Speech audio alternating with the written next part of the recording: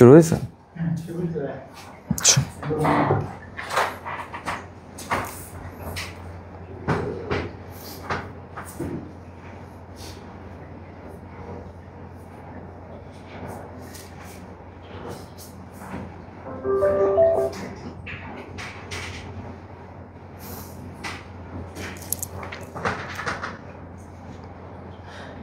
আসসালামু আলাইকুম dear students, তোমরা দ্রুত জয়েন করে ফেলো। আজকে এই তীব্র বৃষ্টি এবং জলাবদ্ধতার কারণে আমাদের এই কালক্ষেপণ, তোমরা তোমাদের ফ্রেন্ডদেরকে দ্রুত একটু মেনশন করে দাও এবং নিজেরাও দ্রুত জয়েন করো। আমরা এখনই শুরু করব। আর সাউন্ড ক্লিয়ার আছে কিনা সবাই আমাকে একটু জানাও। সাউন্ড কি ক্লিয়ার শোনা যাচ্ছে?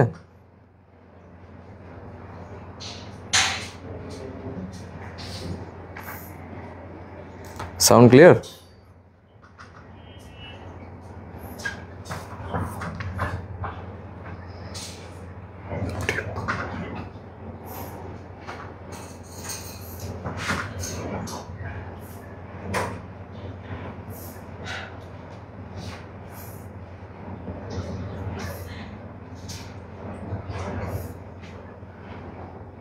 সবাইকে জয়েন করছো?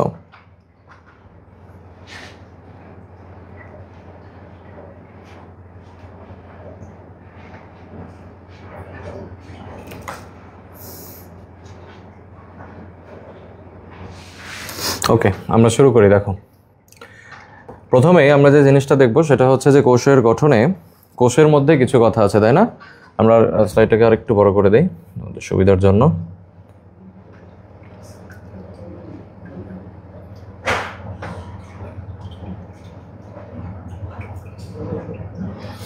আচ্ছা, প্রথমেই খেয়াল করো যে রবার্ট হুক, তাই না? রবার্ট হুক উনি কি করেছিলেন? উনি আবিষ্কার প্রকাশ করেছিলেন মাইক্রোগ্রাফিয়া গ্রন্থে। মাইক্রোগ্রাফিয়া গ্রন্থে। এবং রবার্ট হুক কি করেছিলেন বলতো? মূলত অণুবীক্ষণ যন্ত্রে কোষ প্রাচীর দেখেছিলেন, তাই না? রবার্ট হুক কি দেখেছিলেন? কোষ প্রাচীর। তসলিমা, ওয়ালাইকুম আসসালাম। রবার্ট হুক হচ্ছে কোষ প্রাচীর দেখেছিলেন এবং উনি পর্যবেক্ষণ করেছিলেন কি? বেসিক্যালি মৃত কোষ। রবার্ট হুক মৃত কোষ পর্যবেক্ষণ করেছিলেন এবং সেখানে কি দেখেছিলেন? সেখানে দেখেছিলেন কোষ প্রাচীর। থিওফ্রাস্টাসকে উদ্ভিদ বিজ্ঞানের জনক বলা হয়।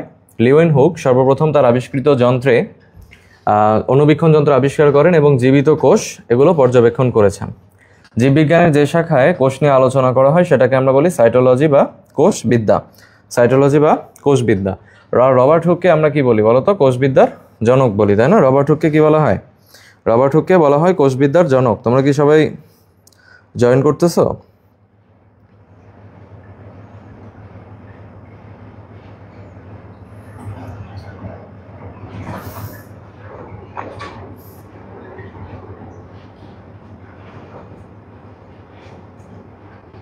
সবাই দ্রুত জয়েন করে ফেলো। রবার্ট হুককে আমরা বলছি কি? কোষবিদ্যার জনক। আর আধুনিক কোষবিদ্যা যদি বলা হয় তাহলে তার জনক হচ্ছেন, দেখো, কার্ল পি সনসন। সবাই একটু কমেন্ট করবা যে কার্ল পি সনসনকে বলা হয় আধুনিক কোষবিদ্যার জনক আর রবার্ট হুককে বলা হয় কোষবিদ্যার জনক। আমরা একটু মতবাদ দেখে নেই। সেখানে আমাদের দেখা আছে যে ডি রবার্টিসের মতে কোষ হলো জীবের মৌলিক গঠনগত এবং কার্যগত একক, তাই না? তাহলে গঠনগত এবং কার্যগত একক, দুইটা কথা। তাহলে কয়টা কথা? দুইটা কথা, গঠনগত এবং কার্যগত। আর এখানে দেখো নামের সাথে ডি আছে। ডি মানে আমরা মনে রাখতে পারি যে ডি মানে দুই। তাহলে যেখানে আমরা দুইটা জিনিস দেখব, গঠনগত এবং কার্যগত, সেখানে আমাদের নামটা হয়ে গেল কি? D Robertis. নিশাদ প্রীতি, ওয়ালাইকুম আসসালাম। আচ্ছা, জিন ব্র্যাকেট কি বলেছেন? কোষ হলো জীবের গঠনগত মৌলিক একক। গঠনগত কি? মৌলিক একক। আমরা খেয়াল রাখতে পারি এভাবে যে মৌলিক একক বা যে মৌলিক জিনিসপত্রকে আমরা ব্র্যাকেটের মাধ্যমে প্রকাশ করি। মৌলিক জিনিসপত্রকে আমরা কি করি? ব্র্যাকেটের মাধ্যমে প্রকাশ করি। তাহলে ব্র্যাকেট বলেছেন মৌলিক একক।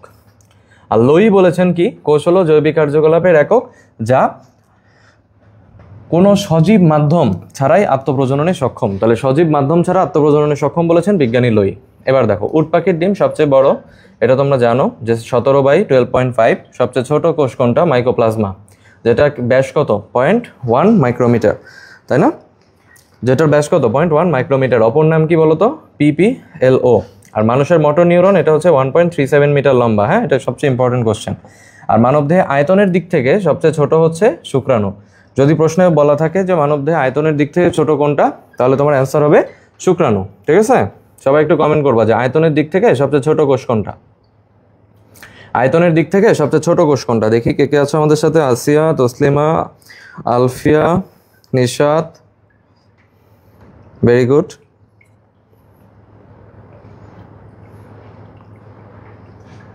আচ্ছা দেখো, এখানে উদ্ভিদ কোষ এবং প্রাণী কোষের পার্থক্য দেওয়া আছে। উদ্ভিদ কোষ আমরা জানি যে উদ্ভিদ কোষের বাইরে কি থাকে?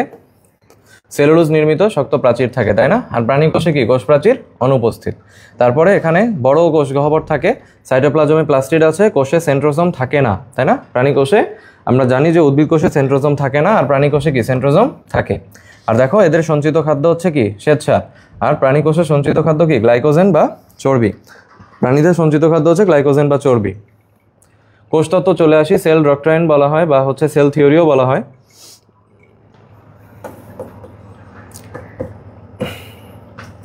ঠিক আছে, এটাকে সেল থিওরিও বলা হয়। তো আমরা এখানে একটু দেখি যে জার্মান বিজ্ঞানী স্লাইডেন, সোয়ান এবং হচ্ছে যে ভার্চো, তাই না? স্লাইডেন, সোয়ান এবং ভার্চো এই তিনজন মিলে এই সেল থিওরি বা সেল ডক্ট্রাইন দিয়েছেন। তারা বলতে চাইছেন যে কোষ হলো জীবনের মৌলিক একক, এবং কোষ কি? বংশগতির একক। ঠিক আছে, তারা এটা বলতে চাইছেন মানে সেল থিওরি অনুযায়ী। ঠিক আছে, এটা একটু দেখবা। ওকে, কোষের প্রকারভেদ আমরা একটু খেয়াল করি। আমাদের কাজের ভিত্তিতে দুই ধরনের বলা যায়। কাজের ভিত্তিতে কয় ধরনের বলা যায় বলো তো? দুই ধরনের। একটা হচ্ছে দেহকোষ, একটা হচ্ছে কি? জনন কোষ বা গ্যামেট। তো গ্যামেটের নাম তো তোমরা সবাই জানো, তাই না? শুক্রাণু, ডিম্বাণু, পরাগরেণু, তাই না? এগুলো সবই কি? এগুলো সবই হচ্ছে জনন কোষ বা গ্যামেট। তাহলে এগুলো বাদে যারাই আছে, তাই না, তারা সবাই কি? দেহকোষ। যেমন দেখো এপিথেলিয়াল কোষ, স্নায়ু কোষ, তাই না, পেশি কোষ, রক্তকণিকা। এর সাথে সাথে তোমরা যখন কোষ বিভাজন পড়েছো তখন তোমরা দেখছিলা যে কিছু কিছু কোষ আছে যারা আসলে আর বিভাজিত হয় না, হ্যাঁ, জিনর দশায় যারা হচ্ছে যে আবদ্ধ হয়ে যায়। তো এই জিনিসগুলো আমরা একটু দেখে নিব যখন আমরা কোষ বিভাজন পড়বো, এর সাথে সাথেই দেখে ফেলবা। তাহলে সবাই একটু বলো তো যে রক্তকণিকা এটা দেহকোষ না জনন কোষ? রক্তকণিকা সবাই একটু কমেন্ট করো তো, এটা দেহকোষ না জনন কোষ?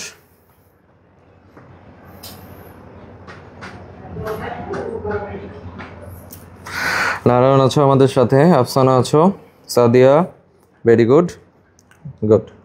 সবাই তোমাদের ফ্রেন্ডদেরকে একটু মেনশন দিয়ে দাও। আজকে এত বেশি বৃষ্টি হয়েছে যে রয়্যালের মোড় পুরা কুয়াকাটা অথবা কক্সবাজার সি বিচে পরিণত হয়েছে, এটা বললে ভুল হবে না।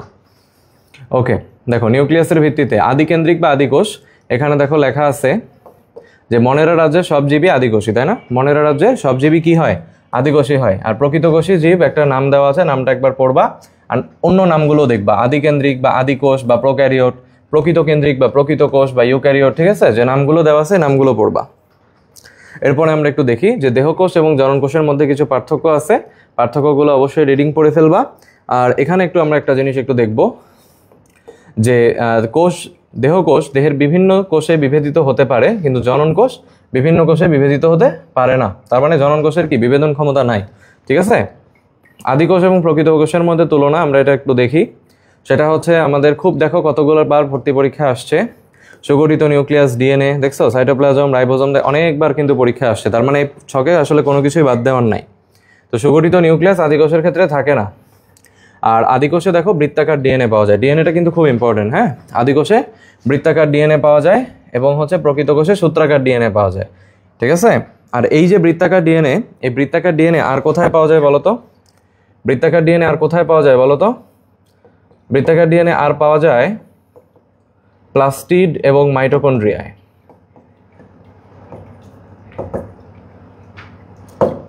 তাহলে মনে রাখবো যে বৃত্তাকার যে ডিএনএ আছে এটা পাওয়া যায় প্লাস্টিড আর মাইটোকন্ড্রিয়ায়। সাইটোপ্লাজমের অঙ্গাণু শুধু রাইবোজোম সহ সকল অঙ্গাণু, এখানে 70S থাকে। এবং জানো যে 70S এর সাব ইউনিটকে? 70S এর সাব ইউনিট হচ্ছে 50S আর 30S। আর প্রকৃত কোষে হচ্ছে 80S, যেটার সাব ইউনিট 60 আর 40, তাই না? এটা একটু দেখবা। আর উদাহরণ দেখে নাও, মাইকোপ্লাজমা, ব্যাকটেরিয়া, সায়ানোব্যাকটেরিয়াটা ভালো করে খেয়াল রাখবা। দেখো মেডিকেল ভর্তি পরীক্ষা কিন্তু এসছে, তাই না? আর তাহলে সায়ানোব্যাকটেরিয়া হচ্ছে ব্লু গ্রিন অ্যালজি, BGA বলা হয়। তাহলে সায়ানোব্যাকটেরিয়া সবাই একটু কমেন্ট করো তো যে সায়ানোব্যাকটেরিয়া এটা কি আদিকোষ না প্রকৃত কোষ? সবাই একটু কমেন্ট করো তো যে সায়ানোব্যাকটেরিয়া এটা আদিকোষ নাকি প্রকৃত কোষ? এই অধ্যায়টা কিন্তু বেশ বড়, তাই না? যদি প্র্যাকটিস ভালো না হয় তাহলে কিন্তু ভুল হয়ে যাবে। শৈবাল, ব্রায়োফাইট, টেরিডোফাইট, জিমনোস্পার্ম, অ্যাঞ্জিওস্পার্ম, আমরা নামগুলো জানি। আমরা একটু নিচে চলে আসি। দেখো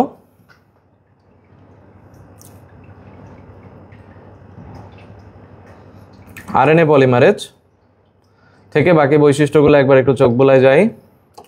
যে অপেরন অপেরন আদিকোষে জিন প্রকাশের একক, বলেই দিল যে অপেরন হচ্ছে আদিকোষে জিন প্রকাশের একক। তো যেটা আদিকোষে জিন প্রকাশের একক সেটা কি আমার প্রকৃত কোষে থাকবে? দেখো থাকে না।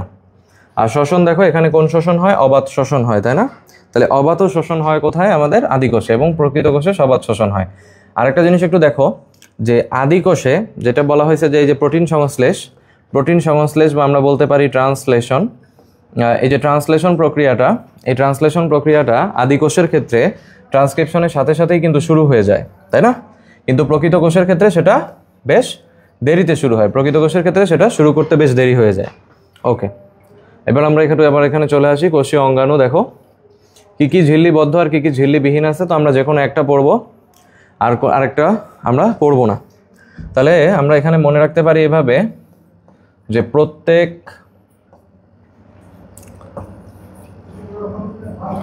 মামাই সেরা। আমরা এভাবে মনে রাখতে পারি যে প্রত্যেক মামাই সেরা। তাহলে প্রত্যেক হচ্ছে প্রোটিওসোম, মা এটা হচ্ছে মাইক্রোফিলামেন্ট মাইক্রোটিবিউল, তারপরে রসই, তাই না? এটাতে কি ইন্টারমিডিয়েট ফিলামেন্ট, সেরাতে কি বলো? সেন্ট্রিওল আর রাইবোজোম, ঠিক আছে? তাহলে প্রত্যেক মামা বা প্রথম মামাই সেরা দিয়ে তুমি খেয়াল রাখতে পারো proteasome, microfilament, microtubule, intermediate filament, centriole এবং রাইবোজোম। তাহলে আমি যদি ঝিল্লিবিহীনগুলো পড়ে ফেলি তাহলে ঝিল্লিবদ্ধ কোনগুলো সেগুলো আমি কিন্তু আলাদা করে ফেলতে পারবো, তাই না? একটা আদর্শ উদ্ভিদ কোষ, আমরা এখানে চলে আসছি। দেখো একটা আদর্শ উদ্ভিদ কোষ, আমরা জানি যে একটা আদর্শ উদ্ভিদ কোষের ক্ষেত্রে, সবাই একটু নেমোনিক্সটা কমেন্ট করো তো। এই নেমোনিক্স অনেক সময় দেখা যায় এমন হয় যে পরীক্ষার সময় নেমোনিক্সই মনে নাই, তারপরে নেমোনিক্স মনে আছে, অধ্যায় মনে নাই, ঠিক আছে?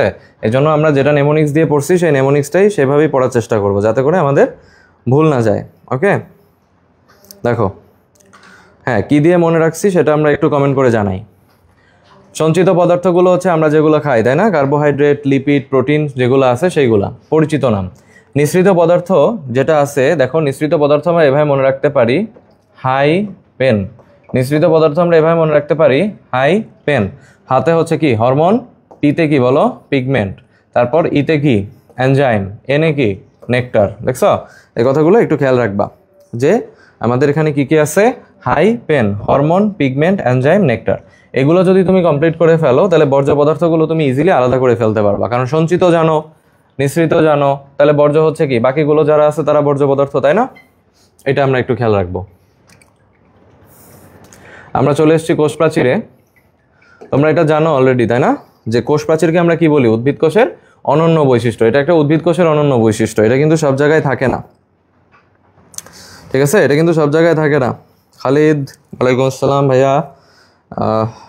আফসানা আছো আমাদের সাথে, সাজনিন, আসিয়া, ভেরি গুড।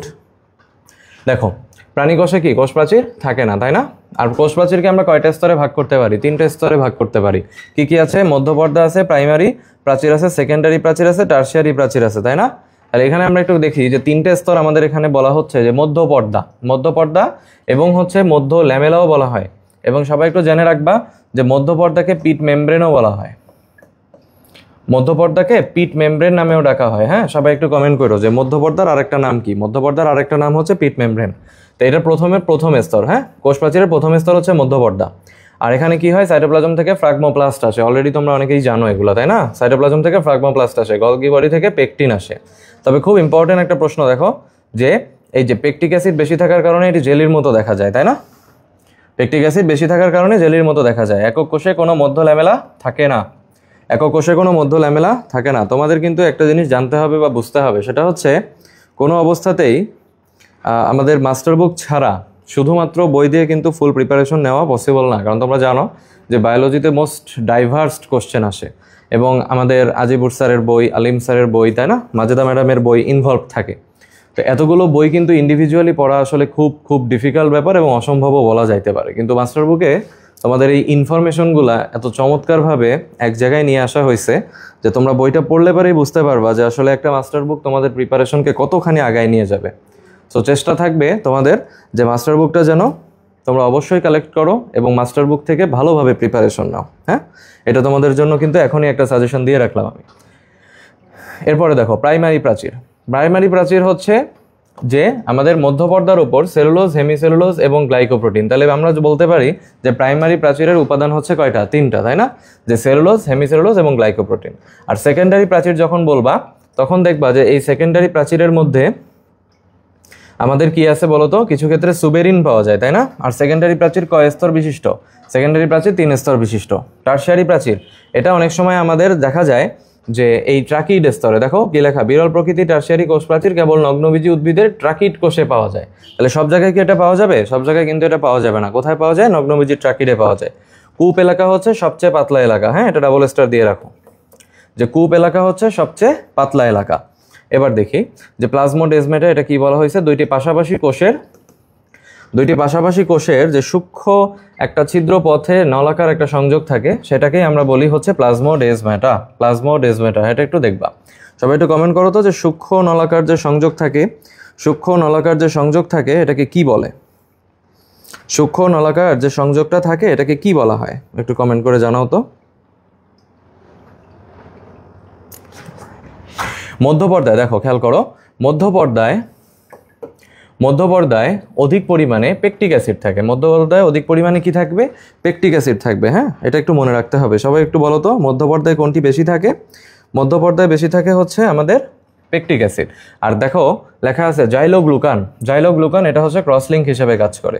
আর আমরা যেহেতু বলছি যে ছত্রাক, তাই না? দেখো ছত্রাকের কোষ প্রাচীরে কি থাকে? কাইটিন থাকে। আর ব্যাকটেরিয়ার প্রাচীরে কি থাকে? লিপিড, প্রোটিন, পলিমার থাকে, হ্যাঁ।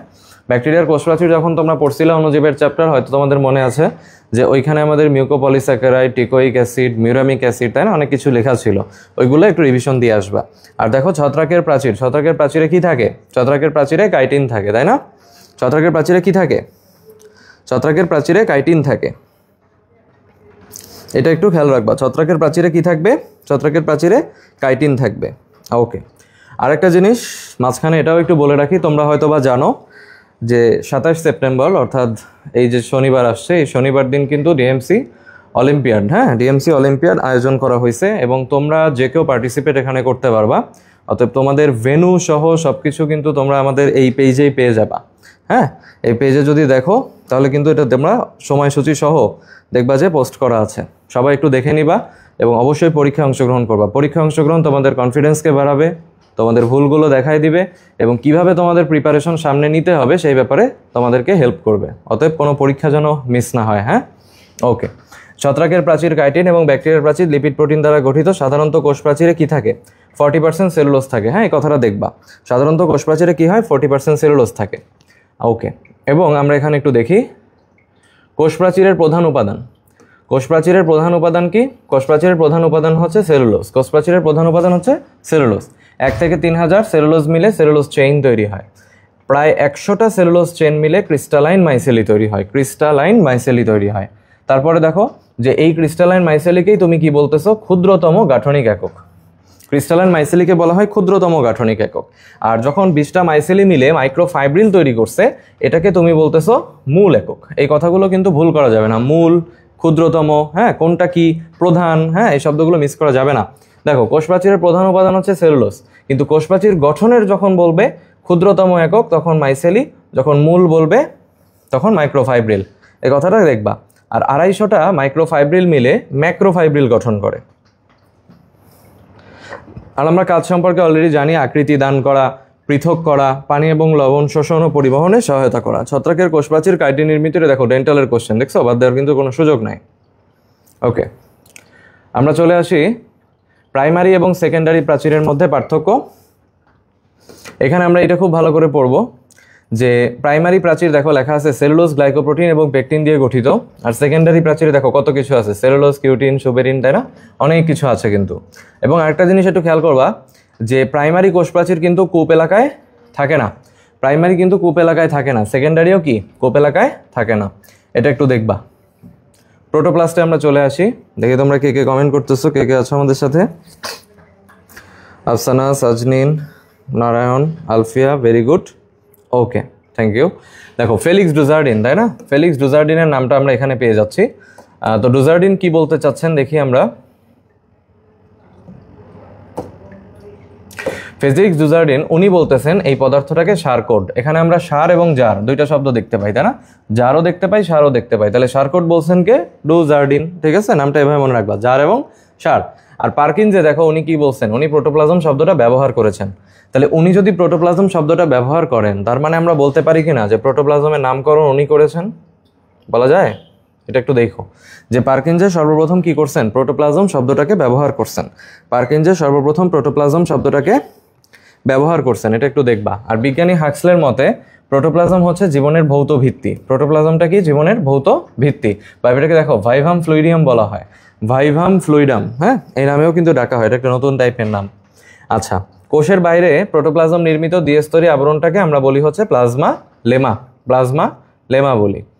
আর দেখো প্রোটোপ্লাজমের কত পার্সেন্ট পানি থাকে? 70 থেকে 90% পানি থাকে। হ্যাঁ, প্রোটোপ্লাজমে 70 থেকে 90% পানি থাকে। তাই পানিকে আমরা কি বলি? তাই পানিকে আমরা বলি ফ্লুইড অফ লাইফ, তাই না? পানিকে আমরা বলি ফ্লুইড অফ লাইফ। পানি শূন্য অবস্থায় প্রোটোপ্লাজম থাকে নিষ্ক্রিয়। আর আরেকটা কথা দেখো লেখা আছে যে প্রোটোপ্লাজমের বিভিন্ন বস্তুকণা আঁকা বাঁকা বিচলন প্রদর্শন করে। হ্যাঁ, এটাকে আমরা ব্রাউনিয়ান বিচলন বলি। একমুখী আবর্তন এবং হচ্ছে বহুমুখী আবর্তন, আমরা শুধু উদাহরণটা পড়ে ফেলবো। আমরা এখান থেকে উদাহরণটা দেখে ফেলি। দেখো, একমুখীর উদাহরণ হচ্ছে পাতা ঝাঁঝি, একমুখীর উদাহরণ হচ্ছে পাতা ঝাঁঝি।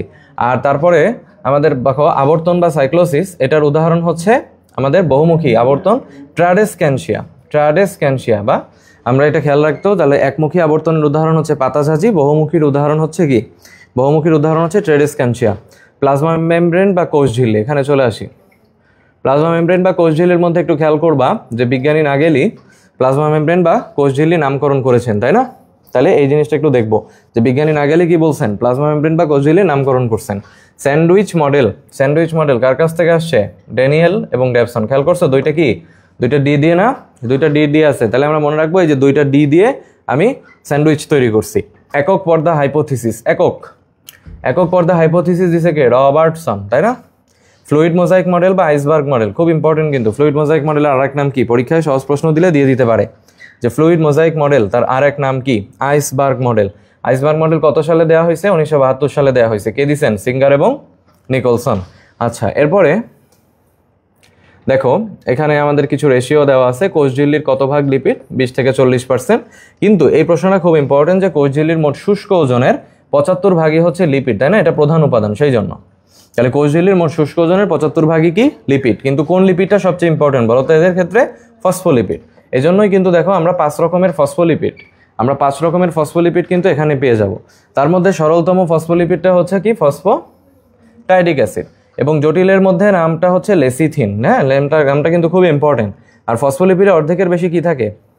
লেসিথিন থাকে। সবাই একটু কমেন্ট করো তো, জটিল ফসফোলিপিডের নাম কি দেওয়া আমাদের এখানে? প্রধান একটা জটিল ফসফোলিপিডের নাম বলো তো। প্রধান একটা জটিল ফসফোলিপিডের নাম বলো তো? লেসিথিন। হ্যাঁ, প্রধান একটা জটিল ফসফোলিপিড, হ্যাঁ, এটার নাম হচ্ছে লেসিথিন।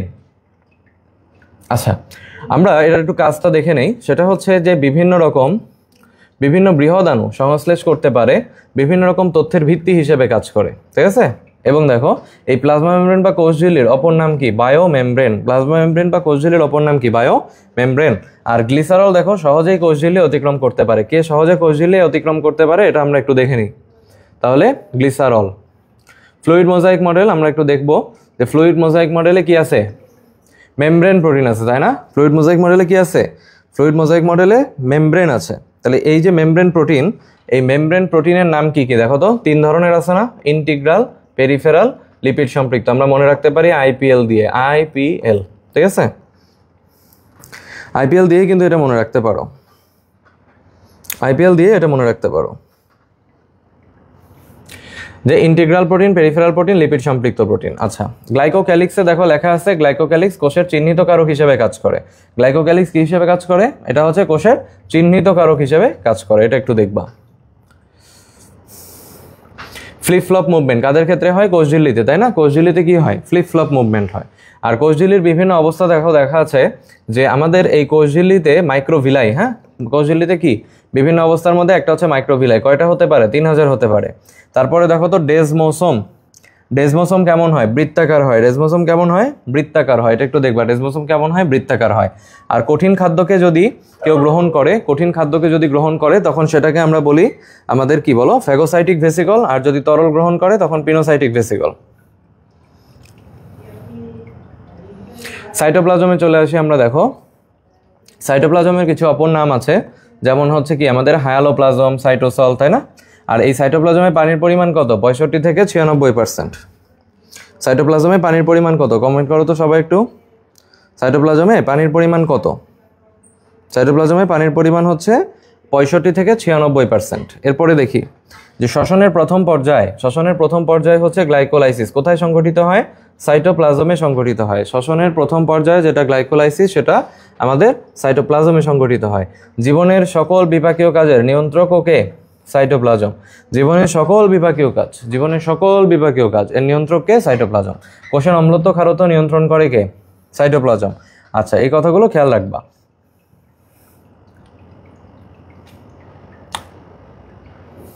প্রোটোপ্লাজম এবং সাইটোপ্লাজমের পার্থক্য, এটা অবশ্যই রিডিং পড়বা। রাইবোজোম, তাই না? রাইবোজোমকে আমরা কি বলি? রাইবোজোমকে আমরা বলি হচ্ছে সার্বজনীন অঙ্গাণু, তাই না? তারপরে কি প্রোটিন ফ্যাক্টরি নামেও ডাকি। আর এখানে খেয়াল করো যে রাইবোজোম প্রধানত কি কি দিয়ে তৈরি? প্রোটিন আর আরএনএ দিয়ে তৈরি। কোন আরএনএ? সবাই একটু কমেন্ট করো তো। আমরা তো জানি আরএনএর প্রকারভেদ আছে, আমরা একটু পরেই দেখবো। তো আরএনএর যে প্রকারভেদ আছে তার ভিতরে আরআরএনএ, টিআরএনএ, এমআরএনএ অনেকগুলো আছে। তা কোনটা দিয়ে তোমার হচ্ছে রাইবোজোম তৈরি? আরআরএনএ। আর ইকোলাই দেখো তো, ইকোলাই শুষ্ক ওজনের কত ভাগ রাইবোজোম? 22 ভাগ অথবা 25 ভাগ। 22 ভাগ অথবা 25 ভাগ হচ্ছে রাইবোজোম। হ্যাঁ, এটা একটু দেখবা যে 22 ভাগ বা 25 ভাগ হচ্ছে রাইবোজোম। আর একটু দেখো তো রাইবোজোমে প্রোটিন এবং আরএনএর অনুপাত কত? 1:1। সবাই এটা একটু কমেন্ট করবা। সবাই এটা কমেন্ট করো যে রাইবোজোমে প্রোটিন এবং আরএনএর অনুপাত কত? রাইবোজোমে প্রোটিন এবং আরএনএর অনুপাত কত? আচ্ছা, দেখো এখানে লেখা আছে যে রাইবোজোমে কি ঘটে? ট্রান্সলেশন প্রক্রিয়া ঘটে। রাইবোজোমে ট্রান্সলেশন প্রক্রিয়া ঘটে। পরীক্ষায় তোমাকে দিতে পারে যে ট্রান্সলেশন প্রক্রিয়াটি কোথায় ঘটে, তাহলে সেটা রাইবোজোমে ঘটে। এটা একটু দেখবা। আর দেখো লেখা আছে যে স্নেহজাতীয় খাদ্যের বিপাক ক্রিয়া রাইবোজোমে সংঘটিত হয়। স্নেহজাতীয় খাদ্য যদি হয় তাহলে সেইটার পদার্থের বিপাকটা কোথায় হবে? রাইবোজোমে সংঘটিত হবে। আমরা এগুলো জানি, অলরেডি পড়ছি। আদিকোষ, এরপরে 8ts এর ক্ষেত্রে একক কত, আমরা এগুলো পড়ে ফেলছি, তাই না? আচ্ছা, ছত্রাকে একটা এক্সট্রা আছে, বলো তো কি সেটা? 77s। অর্থাৎ ছত্রাক তো প্রকৃত কোষী। ছত্রাকে 80s ছাড়াও এই 77s যেটা আছে সেটাও কিন্তু থাকতে পারে। ঠিক আছে, এটা একটু দেখবা। কমেন্ট করছো মুসলিমা আক্তার, আফসানা, নারায়ণ, ভেরি গুড। ওকে, আলফিয়া কমেন্ট করেছো, থ্যাংক ইউ। ওকে, এবার আমরা একটু সামনে আগাবো।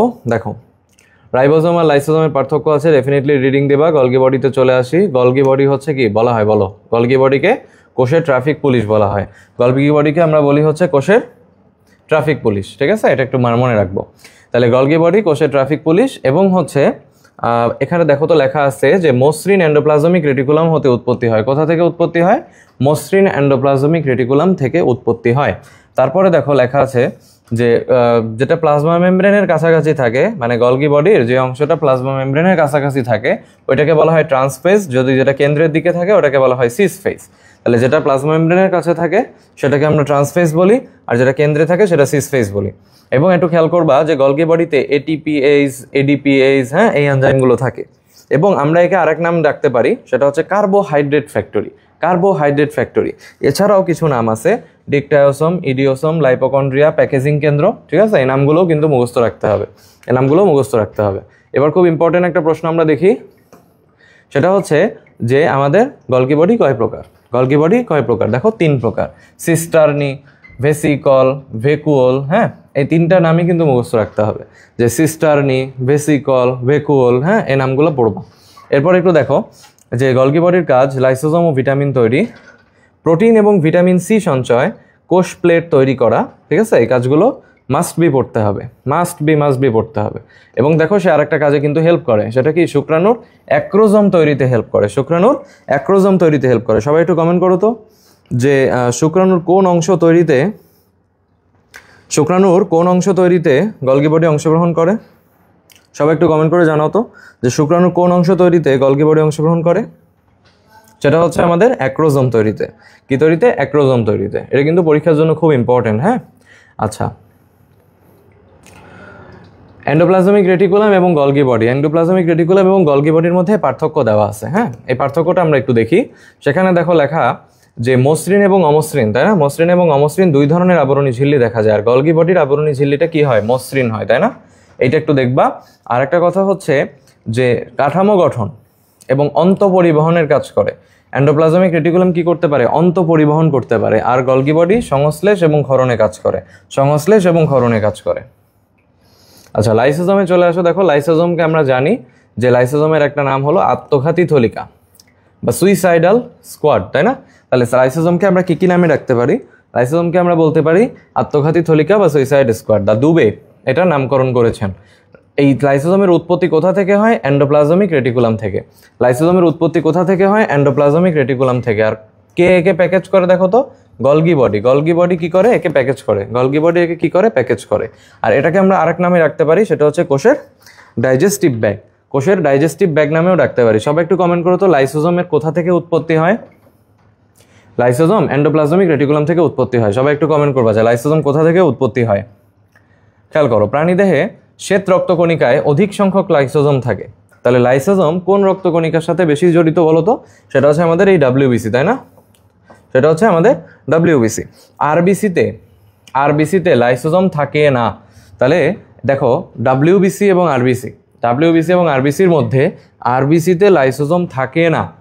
ডাব্লিউবিসি এবং আরবিসির মধ্যে আরবিসিতে লাইসোজোম থাকে না। আর এইখানে আমাদের দেখো যে ডাব্লিউবিসিতে অনেক বেশি করে লাইসোজোম থাকে। আর উদ্ভিদ কোষে এটাকে আমরা স্ফেরিওসোম বা অলিওসোম নামেও ডাকতে পারি। লাইসোজোমে কয় ধরনের এনজাইম থাকে আমরা একটু দেখে নিই তো। 40 থেকে 50 ধরনের এনজাইম থাকে। এর মধ্যে গুরুত্বপূর্ণ হচ্ছে ডিএনএস, আরএনএস। সবাই একটু কমেন্ট করো তো যে লাইসোজোমে কত ধরনের এনজাইম থাকে। সবাই একটু কমেন্ট করো তো যে লাইসোজোমে কত ধরনের এনজাইম থাকে।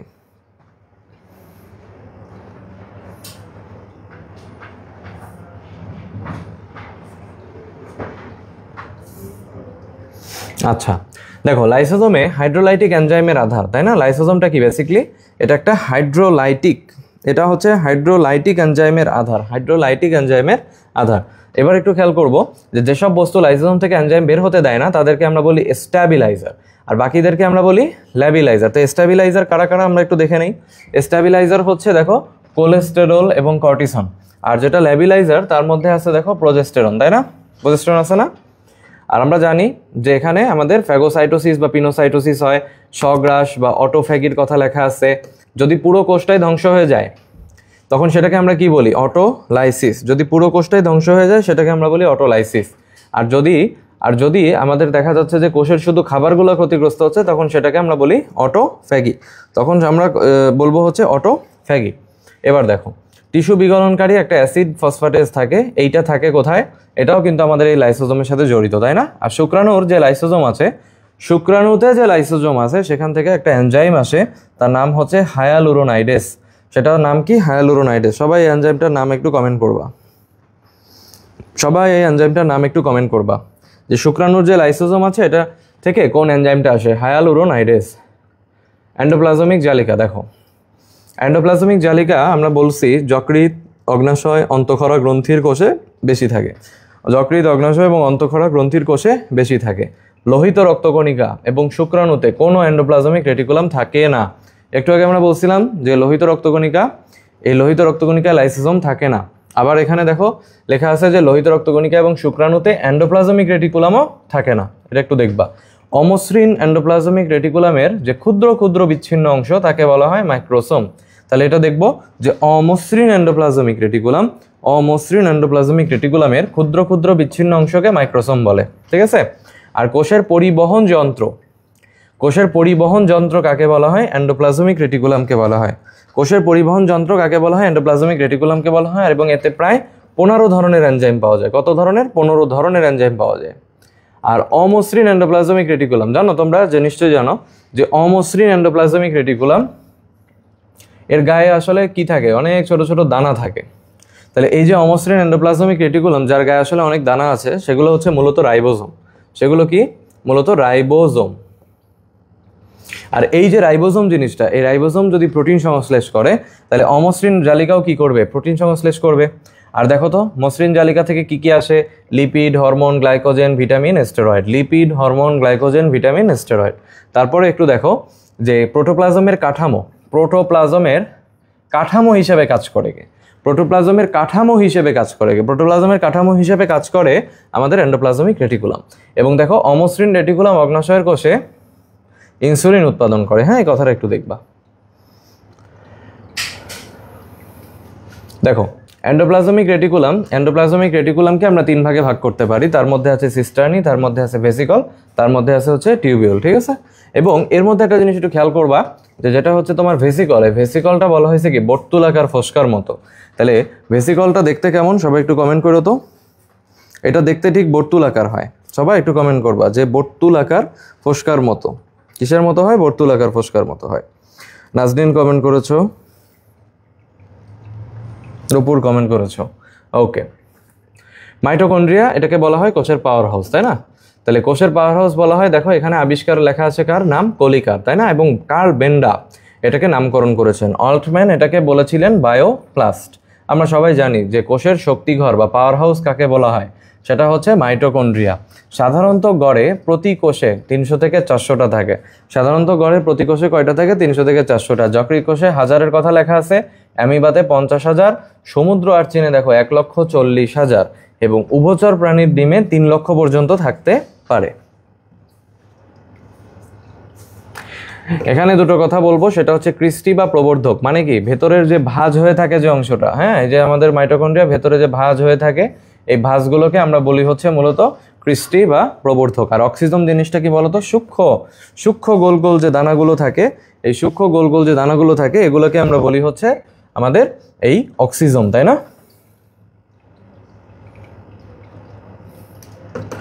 দেখো শুষ্ক ওজনের কত % প্রোটিন, এটা কিন্তু তোমাকে দিয়ে দিতে পারে, তাই না? যে মাইটোকন্ড্রিয়ায় সবচেয়ে বেশি কোনটা পাওয়া যায়। তো খেয়াল করো যে মাইটোকন্ড্রিয়ায় সবচেয়ে বেশি 65% যদি প্রোটিন হয়, তাহলে সবচেয়ে বেশি নিশ্চয়ই কি পাওয়া যাবে? প্রোটিন পাওয়া যাবে। আর এরপরে দেখো লেখা যে আমাদের প্রায় 100 প্রকারের এনজাইম এবং কোএনজাইম থাকে।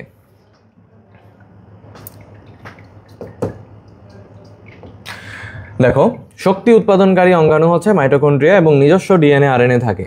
নিজস্ব ডিএনএ এবং আরএনএ উৎপাদন করে, নিজস্ব ডিএনএ আরএনএ উৎপাদন করে। গ্লাইকোলাইসিস ছাড়া শ্বসনের সব বিক্রিয়া যেমন ক্রেবস, ইটিসি, অক্সিডেটিভ ফসফোরাইলেশন সবাই এখানেই হয়। আর শুক্রাণু ডিম্বাণু গঠনে সহায়তা করেও কিন্তু কে বলতো? মাইটোকন্ড্রিয়া। আর কোষের জেনেটিক্যাল মৃত্যু খুব ইম্পর্টেন্ট একটা জিনিস, যে কোষের জেনেটিক মৃত্যু যেটাকে তোমরা ডাকো অ্যাপোপ্টোসিস হিসেবে, তাই না? যেটাকে বলা হয় কি অ্যাপোপ্টোসিস। এই অ্যাপোপ্টোসিস যেটা,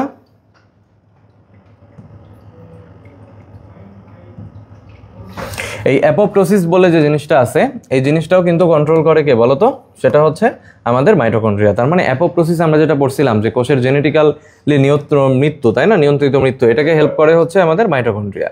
কোষের আয়তনের 20 ভাগ হচ্ছে মাইটোকন্ড্রিয়া, এটা একটু দেখবা। মাইটোকন্ড্রিয়া এবং ক্লোরোপ্লাস্টের পার্থক্য লেখো। ডেন্টালে কিন্তু আসছিল, তাই না? যে এরা কোষীয় শ্বসনের সাথে জড়িত, দেখে ফেলবা। প্লাস্টিডে চলে আসি আমরা। প্লাস্টিডকে আমরা বলি কি বলতো? কোষের রান্নাঘর বলি। প্লাস্টিডকে আমরা কি বলি? কোষের রান্নাঘর, তাই না? কোষের রান্নাঘর বলি। বিজ্ঞানীটার নাম দেখে ফেলছো? বিজ্ঞানীর নাম হচ্ছে শিম্পার বলা হয়েছে। উচ্চ শ্রেণীর উদ্ভিদ কোষে 10 থেকে 40টা ক্লোরোপ্লাস্ট থাকে। উচ্চ শ্রেণীর উদ্ভিদে 10 থেকে 40টা ক্লোরোপ্লাস্ট থাকে। একটা ইন্টারেস্টিং ব্যাপার দেখো, নীলাভ সবুজ শৈবাল, তাই না? নাম কি? নাম হচ্ছে নীলাভ সবুজ শৈবাল। কিন্তু সবুজ থাকা সত্ত্বেও তাতে কি নাই? প্লাস্টিড নাই। সবুজ থাকা সত্ত্বেও তাতে কি নাই? প্লাস্টিড নাই।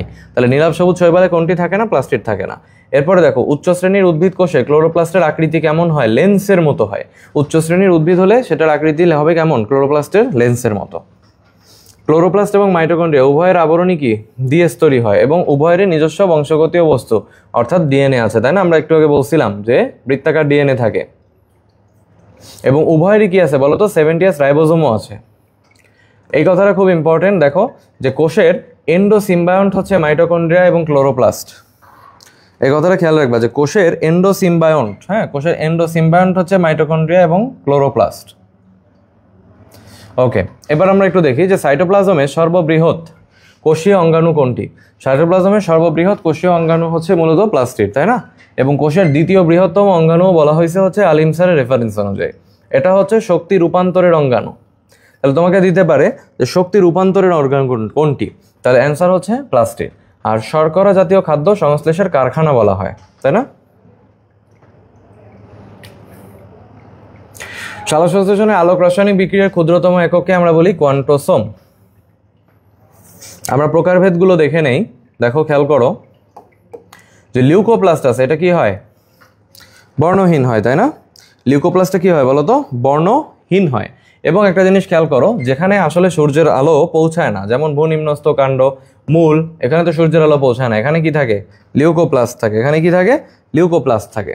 আর উদ্ভিদের দেখো তো এখানে লেখা আছে কি যে অ্যামাইলোপ্লাস্ট, তাই না?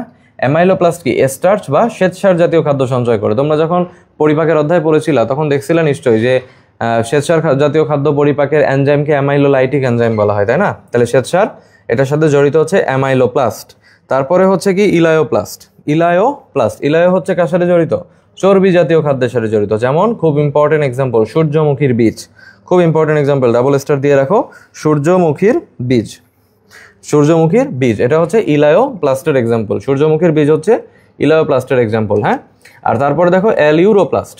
মনে রাখতে পারো যে আলী প্রোটিন খায়। আলী কি খায়? প্রোটিন খায়, এভাবে মনে রাখতে পারো। তো প্রোটিন সঞ্চয়কারী হচ্ছে আমাদের মসুর, মটর, হ্যাঁ, এগুলো ডাল বীজ। এই ডালের যে বীজগুলো আছে সেগুলো হচ্ছে আমাদের প্রোটিন সঞ্চয়কারী। ক্রোমোপ্লাস্টের মধ্যে ক্যারোটিন, জ্যান্থোফিল। রোডোপ্লাস্টের কালার হচ্ছে লাল, ডাবল স্টার দিয়ে রাখো। ফিওপ্লাস্টের কালার হচ্ছে বাদামি, ডাবল স্টার দিয়ে রাখো।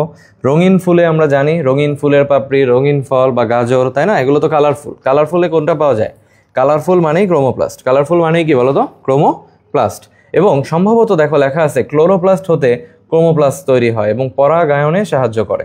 যদি বলা হয় যে পরাগায়নে সাহায্য করে কে, নিশ্চয়ই যেটা আমাদের বিভিন্ন পতঙ্গ বা এগুলোকে আকৃষ্ট করতেছে তারাই তো নিশ্চয়ই করবে, তাই না? পিএইচ যদি নিউট্রাল হয় তাহলে ফুলের রং হবে কি? বেগুনি। আর পিএইচ যদি অ্যাসিডিক হয় তখন ফুলটা কি হয়? লাল। আর যদি ক্ষারীয় হয় তখন কি হবে? নীল হবে। কোনটা কোন আকৃতির ক্লোরোপ্লাস্ট খুব ভালো করে পড়তে হবে, এটা কোনোভাবে বাদ দেওয়া যাবে না। বিভিন্ন আকৃতির ক্লোরোপ্লাস্ট, যে পেয়ালা আকৃতি যেমন ক্লামাইডোমোনাস, সর্পিল আকার হয় স্পাইরোগাইরা, জালিকাকার হচ্ছে উডোগোনিয়াম। হ্যাঁ, এখানে দেখো যে জিটাকে যদি তুমি জ হিসেবে পড়ো, তাহলে তুমি জালটা মনে রাখতে পারবা। তারকাকার, চারকাকার হচ্ছে দেখো জিগনেমা, তাই না? তারকাকার মানে কি? জিগনেমা। দেখো এইভাবে হয়তোবা একটু জিগজ্যাগ করে মনে রাখতে পারো যে আকাশের তারাগুলো কি হয়, একটু জিগজ্যাগ করে থাকে না? যদি আমি লাইনটা নিই তাহলে। আর ফিতা বা আংটি আকৃতির, এটা পুরনো পড়া, ইউলোথ্রিক্স।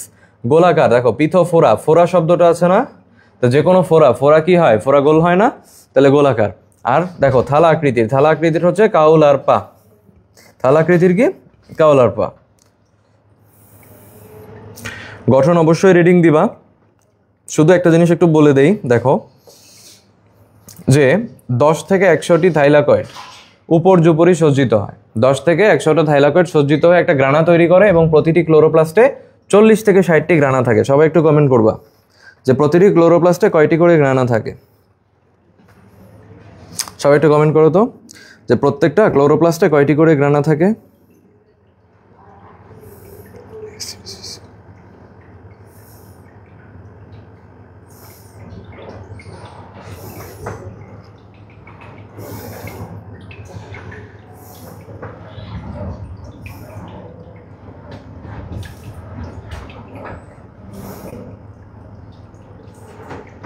দেখছো প্রত্যেকটা ক্লোরোপ্লাস্টে কয়টা করে গ্রানা থাকে? সেটা হচ্ছে 40 থেকে 60টি করে গ্রানা থাকে। আচ্ছা, স্ট্রোমা ল্যামেলি, পাশাপাশি অবস্থিত 2টি গ্রানার যে সংযোগ সাধনকারী সূত্র, এটাকে আমরা বলি হচ্ছে স্ট্রোমা ল্যামেলি। পাশাপাশি যেটা আমাদের থাকবে সেটা হচ্ছে আমরা বলবো স্ট্রোমা ল্যামেলি। এটা একটু দেখে নিবা। রাসায়নিক গঠন, ক্লোরোপ্লাস্টে 75%, হ্যাঁ, ক্লোরোপ্লাস্টে দেখো লেখা আছে 75% থাকে ক্লোরোফিল এ। ক্লোরোপ্লাস্টে 75% থাকে ক্লোরোফিল এ, 25% থাকে ক্লোরোফিল বি। 75% থাকে হচ্ছে ক্লোরোফিল এ এবং 25% থাকবে ক্লোরোফিল বি। এটা একটু দেখবা।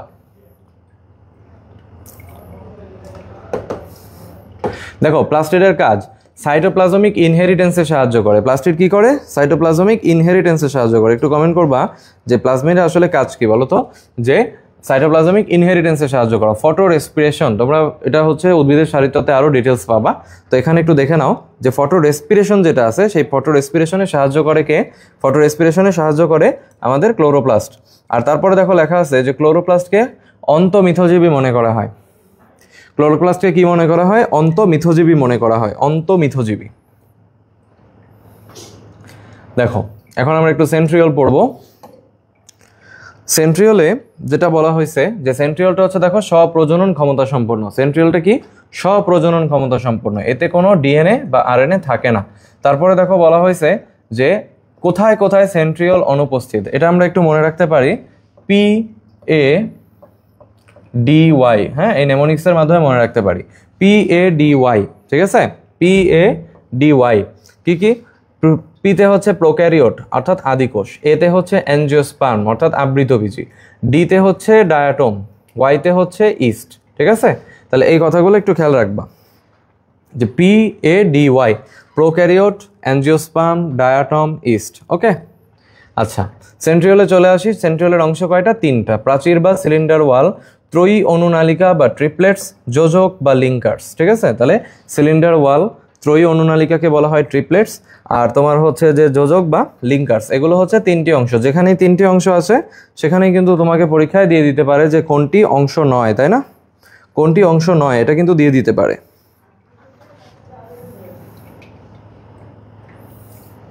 100% ইম্পর্টেন্ট। দেখো এখানে কোশ্চেন আছে, সেন্ট্রিওলের চারপাশে গাঢ় তরল পদার্থকে কি বলা হয়? সেন্ট্রোস্ফিয়ার। সবাই একটু কমেন্ট করো তো যে সেন্ট্রিওলের চারপাশে যে গাঢ় তরল পদার্থটা আছে এটাকে কি বলা হয়? সেন্ট্রোস্ফিয়ার বলা হয়। আর তারপরে দেখো লেখা আছে যে সেন্ট্রোজোম প্রাণীকোষে মাইটোটিক সেন্টার হিসেবে কাজ করে। মাইটোটিক সেন্টার হিসেবে কাজ করে কে? দেখো মেডিকেল ভর্তি পরীক্ষা আসছে, তাই না? তাহলে দেখো সবাই একটু কমেন্ট করবা যে সেন্ট্রোজোম প্রাণীকোষে কি মাইটোটিক সেন্টার হিসেবে কাজ করে। আর মাকুতন্তু গঠন করা কার কাজ? মাকুতন্তু গঠন করা কার কাজ? মাকুতন্তু গঠন করা হচ্ছে আমাদের এখানে সেন্ট্রোজোমের কাজ, তাই না? সেন্ট্রিওল। আর দেখো লেখা আছে যে এটা কি করে?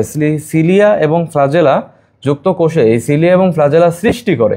সৃষ্টি সেন্ট্রিওল, মনে রাখবা, সৃষ্টি সেন্ট্রিওল, সৃষ্টি সেন্ট্রিওল। দেখবা যে সৃষ্টি সেন্ট্রিওল, ঠিক আছে? সৃষ্টি সেন্ট্রিওল।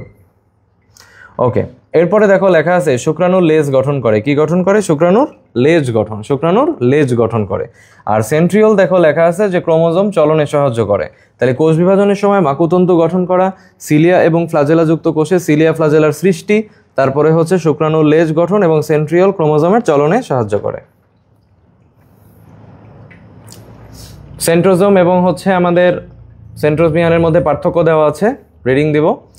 আর এইখানে দেখো মাইক্রোটিবিউলস, তাই না? মাইক্রোটিবিউলসের কথা লেখা আছে যে মাইক্রোটিবিউলস হচ্ছে এখানে দেখো টিউবুলিন নামে প্রোটিন থাকে, তাই না? টিউবুলিন নামক প্রোটিন থাকে। আর মাইক্রোফিলামেন্টের মধ্যে কে কে থাকে? অ্যাক্টিন এবং মায়োসিন। মাইক্রোটিবিউলসের মধ্যে বলা আছে দেখো টিউবুলিন নামক প্রোটিন থাকে, আর মাইক্রোফিলামেন্টের মধ্যে বলা আছে অ্যাক্টিন এবং মায়োসিন। অ্যাক্টিন এবং মায়োসিন নামে প্রোটিন থাকে। তাহলে অপর নাম কি? এর অপর নাম হচ্ছে অ্যাক্টিন ফিলামেন্ট। আর ইন্টারমিডিয়েট ফিলামেন্ট বলে একটা ফিলামেন্ট আছে। ইন্টারমিডিয়েট ফিলামেন্ট এটা আমরা কিভাবে মনে রাখতে পারি? সবাই একটু লিখে রাখি যে ইন্টারমিডিয়েট ফিলামেন্ট আমরা এভাবে মনে রাখতে পারি, ক্যালানি ভাই, ক্যালানি ভাই, এটা দিয়ে আমরা মনে রাখতে পারি। কোন ভাইকে কেলাচ্ছি সেটা জানার বিষয় না, কিন্তু ক্যালানি ভাই। তাহলে কেতে হচ্ছে আমাদের কেরাটিন, লাতে হচ্ছে ল্যামিনিন, তারপরে নিতে হচ্ছে নিউরোফিলামেন্ট এবং ভাইতে হচ্ছে ভাইমেন্টিন। ভাইতে হচ্ছে ভাইমেন্টিন। দেখি কে কে আছো? Sagarika, Afsana, Nazneen, Ashfaq, very good, Muslima, thank you. তাহলে ক্যালানি ভাই দিয়ে মনে রাখতে পারো। কেরাটিন, ল্যামিনিন, নিউরোফিলামেন্ট, ভাইমেন্টিন, এগুলো হচ্ছে কি ইন্টারমিডিয়েট ফিলামেন্টের প্রকারভেদ বা ইন্টারমিডিয়েট ফিলামেন্ট কয় ধরনের হতে পারে। আচ্ছা, এরপরে মাইক্রোটিবিউলসের কাজটা আমরা একটু দেখি। আমরা একটু আগেই কিন্তু দেখছিলাম যে সিলিয়া ফ্লাজেলা সৃষ্টিতে সাহায্য করতেছে সেন্ট্রিওল, কিন্তু সিলিয়া ফ্লাজেলার বিচলন যদি বলে তখন মনে রাখবো মাইক্রোটিবিউল, মাইক্রোটিবিউল। তাহলে এটা কিভাবে একটু খেয়াল রাখতে পারি? দেখো বিচলন যখন বলছে তুমি মনে রাখতে পারো এভাবে যে টিউব দিয়ে চলে, টিউব দিয়ে চলে, তাহলে একটু তোমাদের মনে থাকবে, কারণ যখন টিউব বলতেছি তখন মাইক্রোটিবিউলের কথা মনে পড়বে। তাহলে টিউব দিয়ে চলে, এভাবে একটু মনে রাখতে পারো। আবার দেখো কোষ বিভাজনের সময় মাকু যন্ত্র গঠন করা, আর তারপরে লেখা আছে যে প্রাণীকোষের সেন্ট্রিওল, এই সেন্ট্রিওলটা তৈরি হয় কোথায়? মাইক্রোটিবিউলসে। প্রাণীকোষের সেন্ট্রিওলটা কোথায় তৈরি হয়? মাইক্রোটিবিউলসে তৈরি হয়। আমরা একটু বর্জ্য পদার্থটা পড়ে ফেলবো। দেখো এখানে প্রধান যে খনিজ, এখানে প্রধান যে খনিজটা আছে সেটার নাম হচ্ছে কি? প্রধান যে খনিজটা আছে এটার নাম হচ্ছে ক্যালসিয়াম অক্সালেট। প্রধান যে খনিজটা আছে এটার নাম হচ্ছে ক্যালসিয়াম অক্সালেট। যদি সূচের মতো থাকে তাহলে সেটাকে বলা হয় গ্রাফাইট। তোমরা মনে রাখতে পারো সুরা, হ্যাঁ মনে রাখতে পারো কি? সুরা। তাহলে এটা একটু খেয়াল রাখবা যে সূচের মতো গ্রাফাইট, সূচের মতো গ্রাফাইট। আঙ্গুরের থোকার মতো, হ্যাঁ আঙ্গুরের থোকার মতো কি হয়? ক্যালসিয়াম কার্বনেটেড ক্রিস্টালকে বলা হয় সিস্টোলিথ। সিস্টোলিথ, ঠিক আছে, সিস্টোলিথ বলা হয়। তাহলে এটা একটু দেখবা। এরপরে আমরা একটু দেখি যে এই যে পারঅক্সিজম বলে একটা জিনিস আছে। পারঅক্সিজম, এখানেও প্রায় 50 ধরনের এনজাইম কিন্তু থাকে। এবং পারঅক্সিজম কোথায় বেশি থাকে? প্রাণীর কিডনি এবং লিভার, ঠিক আছে। পারঅক্সিজম কোথায় বেশি থাকবে? প্রাণীর কিডনিতে বেশি থাকবে, লিভারে বেশি থাকবে। আরেকটা ব্যাপার একটু দেখো তো যে পারঅক্সিজমের অপর নাম কি? পারঅক্সিজমের অপর নাম হচ্ছে মাইক্রোসোম, ঠিক আছে। পারঅক্সিজমের অপর নাম কি? মাইক্রোসোম। এটা একটু দেখবা যে পারঅক্সিজমের অপর নাম হচ্ছে মাইক্রোসোম। এবং তারপরে দেখো এখানে একটা প্রধান এনজাইম আছে যেটার নাম হচ্ছে কি? ক্যাটালেজ, ঠিক আছে। ক্যাটালেজ নামটা কিন্তু পারতে হবে। তাহলে এখানে একটা এনজাইম আছে যেটার নাম হচ্ছে ক্যাটালেজ। এবং ক্যাটালেজ কি করে বলো তো? হাইড্রোজেন পারঅক্সাইডকে ভেঙে পানি এবং অক্সিজেনে পরিণত করবে। আর দেখো লেখা যে উদ্ভিদ কোষে পারঅক্সিজম প্রচুর পরিমাণে অ্যান্টিঅক্সিডেটিভ এনজাইম থাকে। তাহলে যদি বলা হয় যে অ্যান্টিঅক্সিডেটিভ এনজাইম কোথায় পাওয়া যায়, তাহলে তোমার অ্যান্সার কিন্তু হবে পারঅক্সিজম।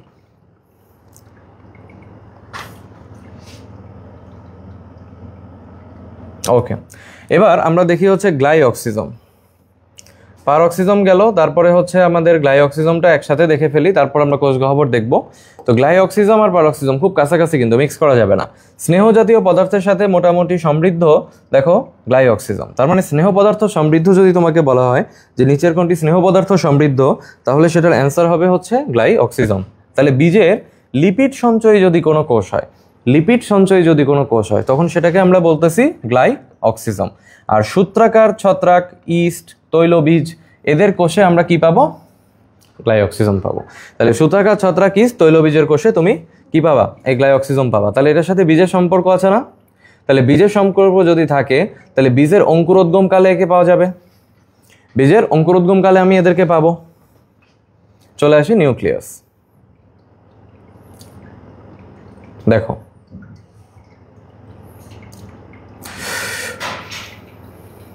নিউক্লিয়াসের কিছু নাম আছে। কোষের মস্তিষ্ক, প্রাণ, প্রাণকেন্দ্র, দেখছো বিভিন্ন নামে ডাকা হয়। কোষের মস্তিষ্ক, প্রাণ, প্রাণকেন্দ্র, তাই না, ইত্যাদি নামে ডাকা হয়। রবার্ট ব্রাউন 1831 সালে এটা আবিষ্কার করেছেন, নামকরণ করেছেন। তারপরে ল্যাটিন শব্দ নাক্স থেকে আমাদের নিউক্লিয়াস শব্দের উৎপত্তি। কোথায় কোথায় নিউক্লিয়াস থাকে না 100% ইম্পর্টেন্ট, পরীক্ষার জন্য খুব গুরুত্বপূর্ণ। শিবকোষ, মানুষের লোহিত রক্তকণিকা, হ্যাঁ এগুলোতে কিন্তু নিউক্লিয়াস থাকে না। এই লোহিত রক্তকণিকা বলতে কিন্তু শুধু লোহিত রক্তকণিকা বলা ঠিক হবে না, এটা হচ্ছে মানুষের পরিণত লোহিত রক্তকণিকা। মানুষের পরিণত লোহিত রক্তকণিকা যদি অপরিণত হইতো তাহলে কিন্তু আমি ঠিকই পেয়ে যেতাম, কিন্তু মানুষের পরিণত লোহিত রক্তকণিকা যদি হয় তখন সেখানে আমি কোনো নিউক্লিয়াস পাবো না, এটা দেখবা। ডাব্লিউবিসিতে আবার কিন্তু নিউক্লিয়াস আছে, তাই না?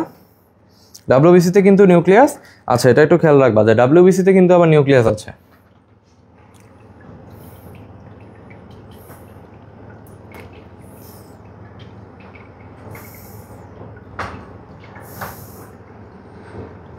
ওকে, এবার আমরা দেখি যে একাধিক নিউক্লিয়াস বিশিষ্ট কোষ। একাধিক নিউক্লিয়াস বিশিষ্ট কোষ যদি বলে তাহলে দেখো যে একাধিক নিউক্লিয়াস বিশিষ্ট কোষকে বলা হয় সিনোসাইট। একাধিক নিউক্লিয়াস বিশিষ্ট কোষকে বলা হয় সিনোসাইট।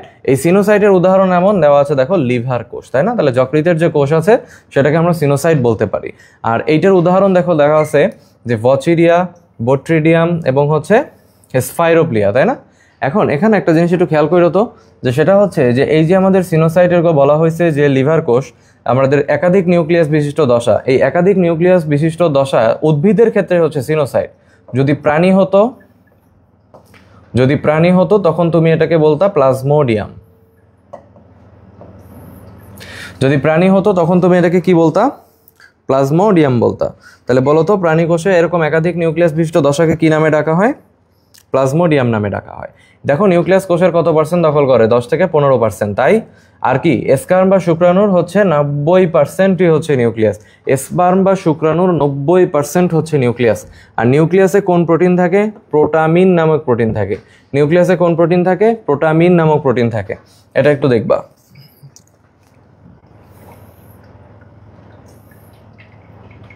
নিউক্লিয়ার এনভেলপ, তাই না? নিউক্লিয়ার এনভেলপ, এখানেও দেখো ফসফোলিপিড বাইলেয়ার থাকে। আমাদের যে ফ্লুইড মোজাইক মডেল আমরা পড়ছিলাম, এই ফ্লুইড মোজাইক মডেলেও কিন্তু কি ছিল বলো তো? ফ্লুইড মোজাইক মডেলেও কিন্তু আমাদের ফসফোলিপিড বাইলেয়ার ছিল।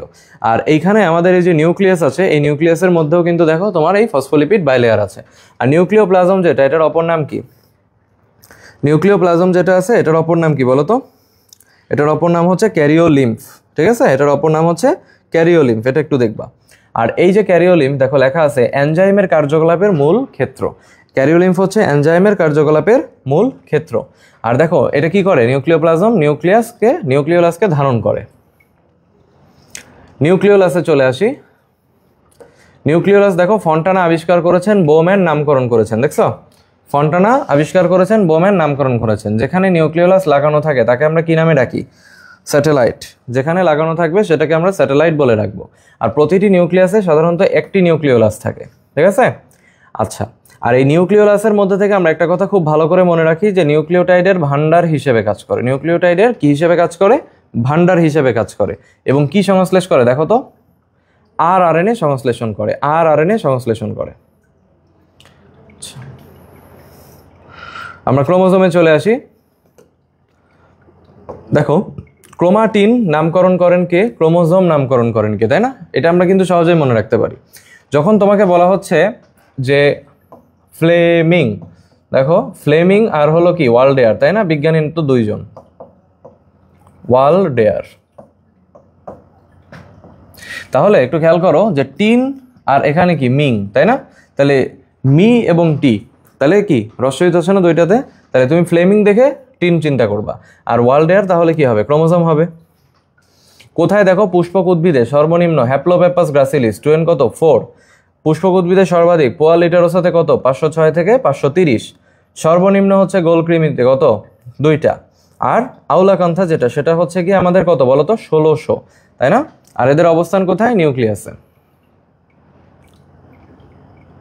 এখানে কিছু গুরুত্বপূর্ণ এমসিকিউ আছে, সবাই আমরা একটু দেখি। সেটা হচ্ছে ক্রোমোজোমের বিভিন্ন উপাদানের মধ্যে ডিএনএর পরিমাণ হচ্ছে শতকরা 45 ভাগ। ক্রোমোজোমের বিভিন্ন উপাদানের মধ্যে ডিএনএর পরিমাণ কত? 45 ভাগ। তাহলে প্রোটিনের পরিমাণ কত? 55 ভাগ। এই দুইটা কিন্তু ভুল করা যাবে না। এটা কিন্তু ভুল করা যাবে না। সবাই একটু কমেন্ট করবা যে আমাদের প্রোটিনের পরিমাণ কত? প্রোটিনের পরিমাণ কত? হ্যাঁ, ক্রোমোজোমে প্রোটিনের পরিমাণ 55 এবং ডিএনএর পরিমাণ 45। আর মানে ডিএনএটাই বরং একটু কম থাকে, প্রোটিনটাই বেশি থাকে, তাই না? 55 ভাগ। আর একটু দেখো যে আরএনএর পরিমাণ কত? ক্রোমোজোমে আরএনএর পরিমাণ 0.2 থেকে 1.4 ভাগ। 0.2 থেকে 1.4 ভাগ। ক্রোমোজোমের প্রধান এবং স্থায়ী পদার্থের নাম কি? ডিএনএ। ক্রোমোজোমের প্রধান এবং অস্থায়ী নাকি স্থায়ী বলো তো? স্থায়ী পদার্থ, এর নাম হচ্ছে ডিএনএ। আর বি ক্রোমোজোম নামে একটা জিনিস আছে। এই বি ক্রোমোজোমটা কোথায় কোথায় পাওয়া যায়? ভুট্টাতে পাওয়া যায়, উলটচণ্ডালে পাওয়া যায়। ভুট্টাতে পাওয়া যায়, উলটচণ্ডালে পাওয়া যায়। খুব ভালো করে মনে রাখতে হবে।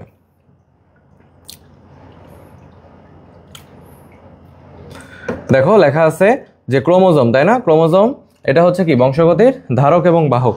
ক্রোমোজোমকে আমরা কি বলি? বংশগতির ধারক এবং বাহক। আর জিন কি করে বলো তো?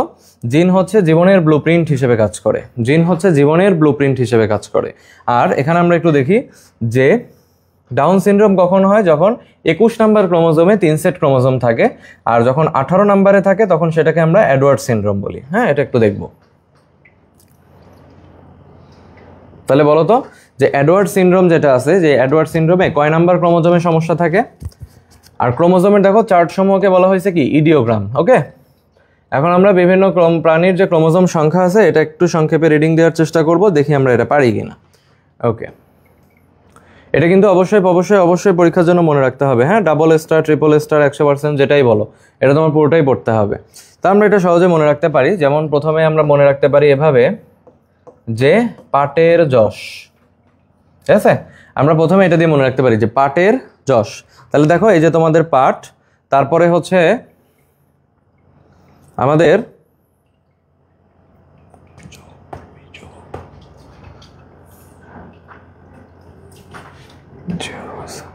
এই যে জব, তাই না, পাট জব।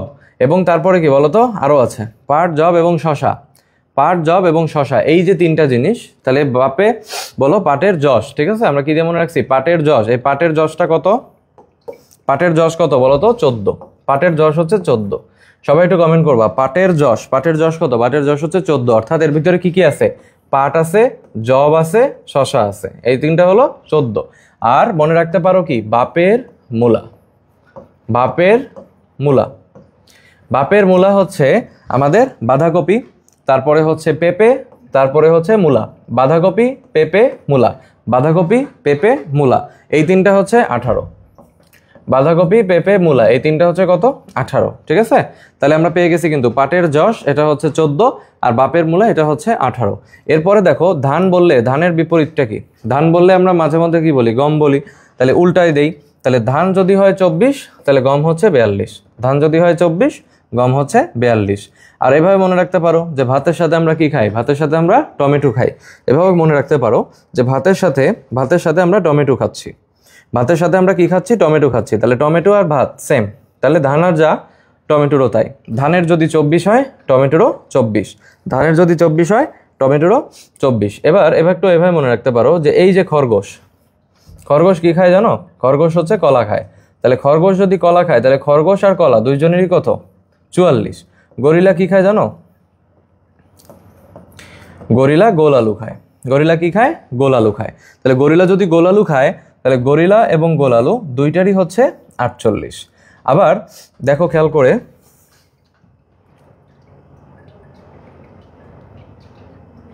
এই যে আমাদের ইঁদুর ভদ্রলোক আছেন এখানে, এই ইঁদুর কিন্তু খায় আবার অন্য জিনিস, হ্যাঁ, ইঁদুর খায় চীনাবাদাম। ইঁদুর কি খায়, চীনাবাদাম খায়। তাহলে ইঁদুর যদি চীনাবাদাম খায়, তাহলে চীনাবাদাম এবং ইঁদুর দেখো, চীনা 40, চীনা 40। তাহলে ইঁদুর খায় চীনাবাদাম, ইঁদুরেরও 40, চীনাবাদামেরও 40। হাইড্রা আমরা দেখে যাই, হাইড্রা হচ্ছে 32, হাইড্রা কত, 32, তাই না। গিনিপিগ, মানুষ যা, গিনিপিগ তার উল্টা। তাহলে মানুষ কত আমরা জানি, তাই না, মানুষ হচ্ছে 46, তাহলে গিনিপিগের কত হবে, 64। মানুষ যা, গিনিপিগ তার উল্টা। তাহলে মানুষের যদি 46 হয়, তাহলে গিনিপিগে তার উল্টা হলে কত, 64। আর মানুষের বন্ধু হচ্ছে রেশম পোকা, মানুষের বন্ধুকে রেশম পোকা। তাহলে বন্ধুর সাথে বন্ধুর মিল আছে কিনা বলো, তাহলে বন্ধুর সাথে বন্ধুর মিল আছে। মানুষের হচ্ছে 46, আর তোমার রেশম পোকারও কত, 46। মানুষেরও 46, রেশম পোকারও 46। আর এরপরে দেখো আমাদের একসাথে উপরে আছে গরু ছাগল, গরু ছাগল। এই গরু ছাগল কি হয়েছে বলো তো, 60। গরু ছাগল কত, 60, দুইটাই 60। আর কবুতর, এর মধ্যে একটু কবুতরটা খেয়াল করো, কবুতর কি সবচেয়ে উপরে উঠতে পারে না, এর মধ্যে জয় কয়জন আছে, তার মধ্যে কবুতর অনেক উপরে উঠতে পারে। তাহলে এই যে কবুতর, এর কিন্তু দেখো সবচেয়ে বেশি যে মানটা, সবচেয়ে বড় যে মানটা, সেটা হচ্ছে কবুতরের, মানে কি 80। আর এরপরে দেখো লেখা আছে হচ্ছে গৃহ, গৃহ। তাহলে গৃহ মানে বাসা। তাহলে বাসায় কত, বাসায় মনে রাখবা যে বাসায় 12, বাসায় কত, বাসায় 12। আর এইখানে দেখো ফলের মাছি, মাছি হিসেবে আমরা পড়বো না, আমরা মাছি পড়বো না, আমরা পড়বো মেসি। আমরা কি পড়বো, মেসি পড়বো। তাহলে মেসি যদি পড়ি, তোমরা যারা ফুটবল ফ্যান্সরা আছো তারা জানো যে মেসি কয়বার ব্যালন ডিওর পেয়েছিল, মনে আছে, মেসি কিন্তু 8 বার ব্যালন ডিওর পাইছে, তাই না, মেসি 8 বার ব্যালন ডিওর পাইছে, সর্বশেষ পেয়েছিল 2023 সালে। আর এখানে আছে দেখো কিউলেক্স মশা, কিউলেক্স মশা এভাবে মনে রাখতে পারি, 1 2 3 4 5 6। তাহলে আমাদের এখানে দেখতেছি যে কিউলেক্স মশার সংখ্যা হচ্ছে 6টা। আর গোল কৃমির কত, তাহলে 2টা। গোল কৃমির কত, 2টা, তাই না, সবচেয়ে কম, আমরা একটু উপরেও পড়ছিলাম। আর যেটা আছে হচ্ছে আমাদের ভুট্টা, এই ভুট্টাতে হচ্ছে আমাদের দেখো কত, 20, ভুট্টাতে কত দেওয়া আছে, 20। আর তামাকটা দেখবো, তামাক হচ্ছে 28, হ্যাঁ, বাস। এটা আমাদের এভাবে পড়তে হবে, এভাবে পড়লে মোটামুটি ইনশাল্লাহ আমাদের মনে থাকবে। আচ্ছা, ভৌত গঠনে চলে আসি। ক্রোমোজোমের মূল উপাদান, ক্রোমোজোমের মূল উপাদান কি দেখো তো, ক্রোমোজোমের মূল উপাদান হচ্ছে ক্রোমাটিন। ক্রোমোজোমের মূল উপাদান হচ্ছে ক্রোমাটিন, এটা একটু খেয়াল করবা যে ক্রোমোজোমের মূল উপাদান কি, ক্রোমোজোমের মূল উপাদান হচ্ছে ক্রোমাটিন। আর হিস্টোন প্রোটিনের কথা বলা হয়েছে, হিস্টোন প্রোটিনের সাথে যখন ডিএনএ যুক্ত থাকে তখন সেটাকে আমরা নিউক্লিওসোম বলি। এখানে 2 ধরনের ক্রোমাটিনের কথা লেখা আছে, একটা হচ্ছে আমাদের হেটেরোক্রোমাটিন, আর একটা হচ্ছে আমাদের ইউক্রোমাটিন, ঠিক আছে, একটা হচ্ছে আমাদের হেটেরোক্রোমাটিন, আর একটা হচ্ছে ইউক্রোমাটিন। হেটেরোক্রোমাটিনটা কেমন হয়, নিষ্ক্রিয় হয়। হেটেরোক্রোমাটিনটা কেমন হয়, নিষ্ক্রিয় হয়। আর ইউক্রোমাটিনটা কেমন হবে, সক্রিয় হবে। তাহলে এটা একটু খেয়াল রাখতে হবে কিন্তু, হ্যাঁ, যে যদি আমাদের বলা হয় যে হেটেরোক্রোমাটিন, এটা কি সক্রিয় না নিষ্ক্রিয়? তাহলে দেখো নিষ্ক্রিয়। মনে রাখবা যার হেটার বেশি সে নিষ্ক্রিয় হয়ে যায়, যার হেটার বেশি সে নিষ্ক্রিয় হয়ে যায়। আর ইউক্রোমাটিন এটা হচ্ছে সক্রিয়। দেখো প্রকৃত কোষের ক্ষেত্রে ছিল না ইউক্যারিওটিক, তাহলে মনে রাখবা একটা সক্রিয় ভাব আছে এর মধ্যে, ঠিক আছে? আদর্শ ক্রোমোজোমে কয়টা সেন্ট্রোমিয়ার থাকে? এটা কিন্তু পরীক্ষায় তোমাকে দিয়ে দিতে পারে। আদর্শ ক্রোমোজোমে কয়টি? আদর্শ ক্রোমোজোমে কয়টি সেন্ট্রোমিয়ার থাকে? একটি সেন্ট্রোমিয়ার থাকে, ঠিক আছে? এটা একটু খেয়াল রাখবা যে আদর্শ ক্রোমোজোমে কয়টি সেন্ট্রোমিয়ার থাকে। আদর্শ ক্রোমোজোমে কয়টি সেন্ট্রোমিয়ার থাকে বলো তো, কয়টি থাকে? হ্যাঁ, একটি মাত্র সেন্ট্রোমিয়ার থাকে, সবাই পারছো। গৌণকুঞ্চন, গৌণকুঞ্চনের কিন্তু একটা ভালো নাম আছে, দেখো নিউক্লিওলাস পুনর্গঠন অঞ্চল। তাহলে গৌণকুঞ্চনের অপর নাম হচ্ছে নিউক্লিওলাস পুনর্গঠন অঞ্চল। সবাই এটা একটু দেখবা যে নিউক্লিওলাস পুনর্গঠন অঞ্চল কাকে বলা হয়? গৌণকুঞ্চন। যেখানে আমাদের ক্রোমোজোমটাকে যুক্ত থাকে বলো, সেই জায়গাটাকে আমরা বলি কি? স্যাটেলাইট বা স্যাট ক্রোমোজোম, তাই না? ছোলার কয় নাম্বারে স্যাটেলাইট থাকে? 1 নাম্বার ক্রোমোজোমে। ছোলার কয় নাম্বার ক্রোমোজোমে স্যাটেলাইট থাকে? 1 নাম্বার ক্রোমোজোমে স্যাটেলাইট থাকে। টেলোমারেজ নামে একটা এনজাইম আছে, সেই এনজাইমের কাজ কি? মানুষের জরা রোধে কাজ করা। টেলোমারেজ নামে যে এনজাইমটা আছে তার কাজ হচ্ছে মানুষের জরা রোধে কাজ করা। আর টেলোমিয়ার এর ধারণাটা দিয়েছেন হচ্ছেন বিজ্ঞানী মুলার। আর টেলোমিয়ার যদি অস্বাভাবিক হয়ে যায় তখন কি হয়? ক্যান্সার সৃষ্টি হয়, এটা কারণ চিহ্নিত করা হয়েছে। তাহলে টেলোমিয়ারে যদি কারো অস্বাভাবিকতা হয় তখন মানুষের কি হতে পারে? ক্যান্সার হতে পারে। খেয়াল করি ক্রোমোজোমের রাসায়নিক গঠন। ক্রোমোজোমের রাসায়নিক গঠনে দেখো কি আছে? ডিএনএ, আরএনএ, তাই না? ক্রোমোজোমের রাসায়নিক গঠনে কি আছে? DNA, RNA. এখানে হিস্টোনের কথা বলা হয়েছে, এটা হচ্ছে খাড়ধর্মী। হিস্টোনের বলা যে ক্রোমোজোমের গাঠনিক উপাদান হিসেবে ভূমিকা পালন করে। আর নন হিস্টোন যেটা, সেটা হচ্ছে প্রোটিন এনজাইম হিসেবে কাজ করে এবং এর সংখ্যা কত? 500 ধরনের। এটা একটু দেখবা যে নন হিস্টোন প্রোটিন যদি হয়, নন হিস্টোন প্রোটিন যদি হয় সেটা হচ্ছে কয় ধরনের হবে?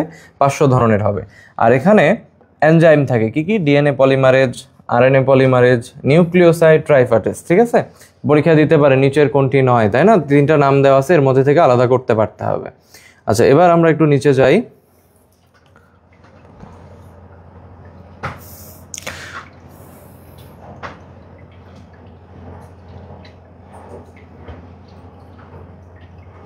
ওকে,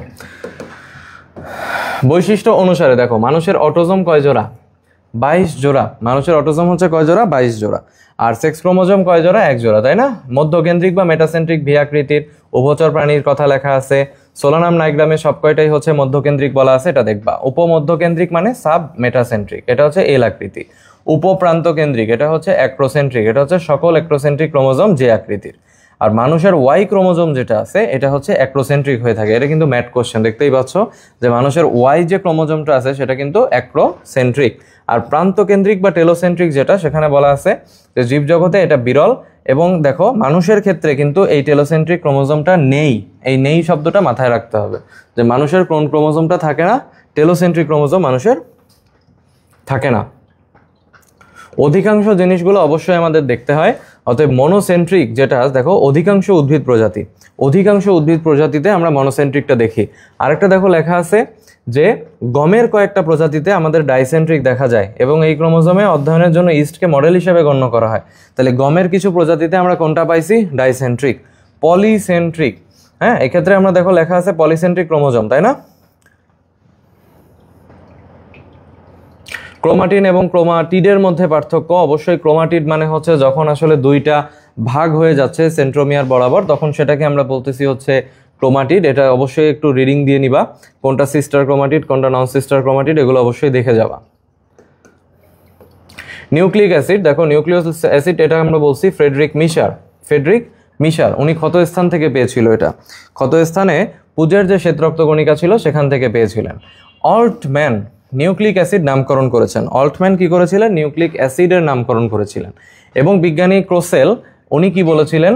দেখো 2 ধরনের নাইট্রোজেন বেস, একটা হচ্ছে পিউরিন আর একটা হলো পাইরিমিডিনের কথা বলেছেন। আর বিজ্ঞানী ল্যাভিন যখন আসবে উনি দেখো ডিএনএ আরএনএ নামে 2 ধরনের নিউক্লিক অ্যাসিড আবিষ্কার করেছেন।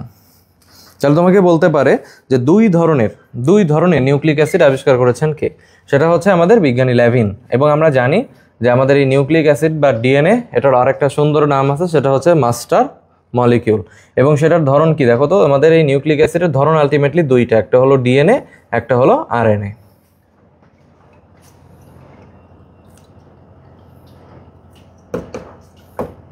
ফসফরিক অ্যাসিড, ফসফরিক অ্যাসিড হচ্ছে নিউক্লিক অ্যাসিডের অন্যতম প্রধান উপাদান, ঠিক আছে? এটা হচ্ছে ফসফরিক অ্যাসিড, নিউক্লিক অ্যাসিডের অন্যতম প্রধান উপাদান হচ্ছে ফসফরিক অ্যাসিড। আর নিউক্লিক অ্যাসিডের দেখো পুনরাবৃত্ত হয় কোন জিনিসটা, নিউক্লিওটাইড পুনরাবৃত্তি হয়, বারবার আসতে থাকে। নিউক্লিক অ্যাসিডে নাইট্রোজেনের পরিমাণ 15%, আর আরএনএর শতকরা 90% কোথায় পাওয়া যায়, সাইটোপ্লাজমে পাওয়া যায়। এই জিনিসটা একটু খেয়াল রাখবা। দেখো আরএনএ দেখলেই কিন্তু মনে হইতে পারে যে না এটা হয়তো বা সবচেয়ে বেশি নিউক্লিয়াসে পাওয়া যায়, কিন্তু না, আরএনএ শতকরা 90% কোথায়, সাইটোপ্লাজমে পাওয়া যায়, এবং বাকি মাত্র 10% দেখো কোথায় পাওয়া যায়, নিউক্লিয়াসে পাওয়া যায়। দেখছো, এই জিনিসটা কিন্তু আমাদের সতর্ক থাকতে হবে, ভুল করা যাবে না, কোনোভাবেই ভুল করা যাবে না। আচ্ছা, এবার একটু দেখি যে গুয়ানিন কয় রিং বিশিষ্ট হয়। দেখছো লেখা আছে গুয়ানিনটা কিন্তু 2 রিং বিশিষ্ট হয়, তাই না? নিউক্লিওসাইড এবং নিউক্লিওটাইড কিছুই না, যখন নিউক্লিক অ্যাসিডের গাঠনিক একক বলবে তখন তোমাকে নিউক্লিওটাইড বলতে হবে, ঠিক আছে? আমরা ডিএনএতে চলে আসছি।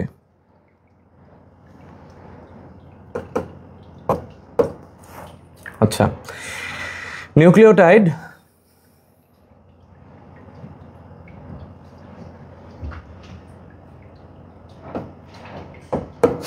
বংশগতির, দেখো ডিএনএ বংশগতির ধারক এবং বাহকও বলা হয়, জীবনের আণবিক ভিত্তিও বলা হয়। এবং আমরা জানি যে ডিএনএকে আমরা বলি কি বলতো, ডিএনএ কার্যকরী এককে বলা হয় সিস্ট্রন। ডিএনএর কার্যকরী এককে কি বলা হয়, সিস্ট্রন বলা হয়, এটা একটু দেখবা। এবং ডিএনএর আরেকটা নাম হচ্ছে নিউক্লিওটাইড, এবং হিস্টোন প্রোটিনের সাথে সংযুক্ত থাকলে এটাকে নিউক্লিওসোম বলা হয়। এবং এখানে কিছু রুল আছে, যেমন ডিএনএতে হচ্ছে এজি থাকে, সিটি থাকে, তাই না? এর সাথে কে যুক্ত হয় বলতো,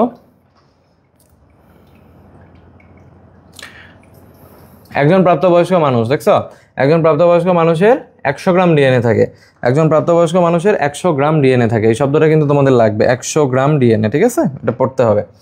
আর দেখো লেখা আছে যে ডিএনএ অনুলিপন প্রক্রিয়ায় 20 ধরনের প্রোটিন অংশগ্রহণ করে, 20 ধরনের প্রোটিন। আর রবার্ট ফিউলজিন উনি সর্বপ্রথম ডিএনএ রঞ্জন পদ্ধতি উদ্ভাবন করেছেন, এই জন্যই কিন্তু আমরা বলছিলাম ফুলজিন, তাই না, রঞ্জক। ডাবল হেলিক্স মডেল ওয়াটসন এবং ক্রিক 1953 সালে দিয়েছেন, 1953 সালে ওয়াটসন এবং ক্রিক, ঠিক আছে? 1953 সালে ওয়াটসন এবং ক্রিক এনে কি বলেছেন বলতো, এই ডাবল হেলিক্স মডেল উপস্থাপন করেছেন, এবং 63 সালে তারা নোবেল পুরস্কার পেয়েছেন। এই দুইটা কথা একটু আলাদা করেই পড়বা, যে কত সালে তারা নোবেল পুরস্কার পাইছেন এবং কত সালে মডেলটা উপস্থাপন করা হয়েছিল। আচ্ছা, DNA double helix, double helix সম্পর্কে কয়েকটা কথা। প্রথম কথা হচ্ছে ডিএনএ অণুটা কেমন হয়, দ্বিসূত্রক হয়, সবাই পারি আমরা। 4 প্রকার নিউক্লিওটাইড দিয়ে গঠিত পলিমার, দুইটা সম দূরত্বে থাকে, একটা 5-3 একটা 3-5। আর ফসফেট যুক্ত হয় কোথায়, ডিঅক্সি রাইবোজ সুগারের 3 নাম্বার এবং 5 নাম্বার কার্বন। 100% ইম্পর্টেন্ট যে ফসফেট আমাদের কোথায় যুক্ত হচ্ছে, 3 এবং 5-এ যুক্ত হচ্ছে।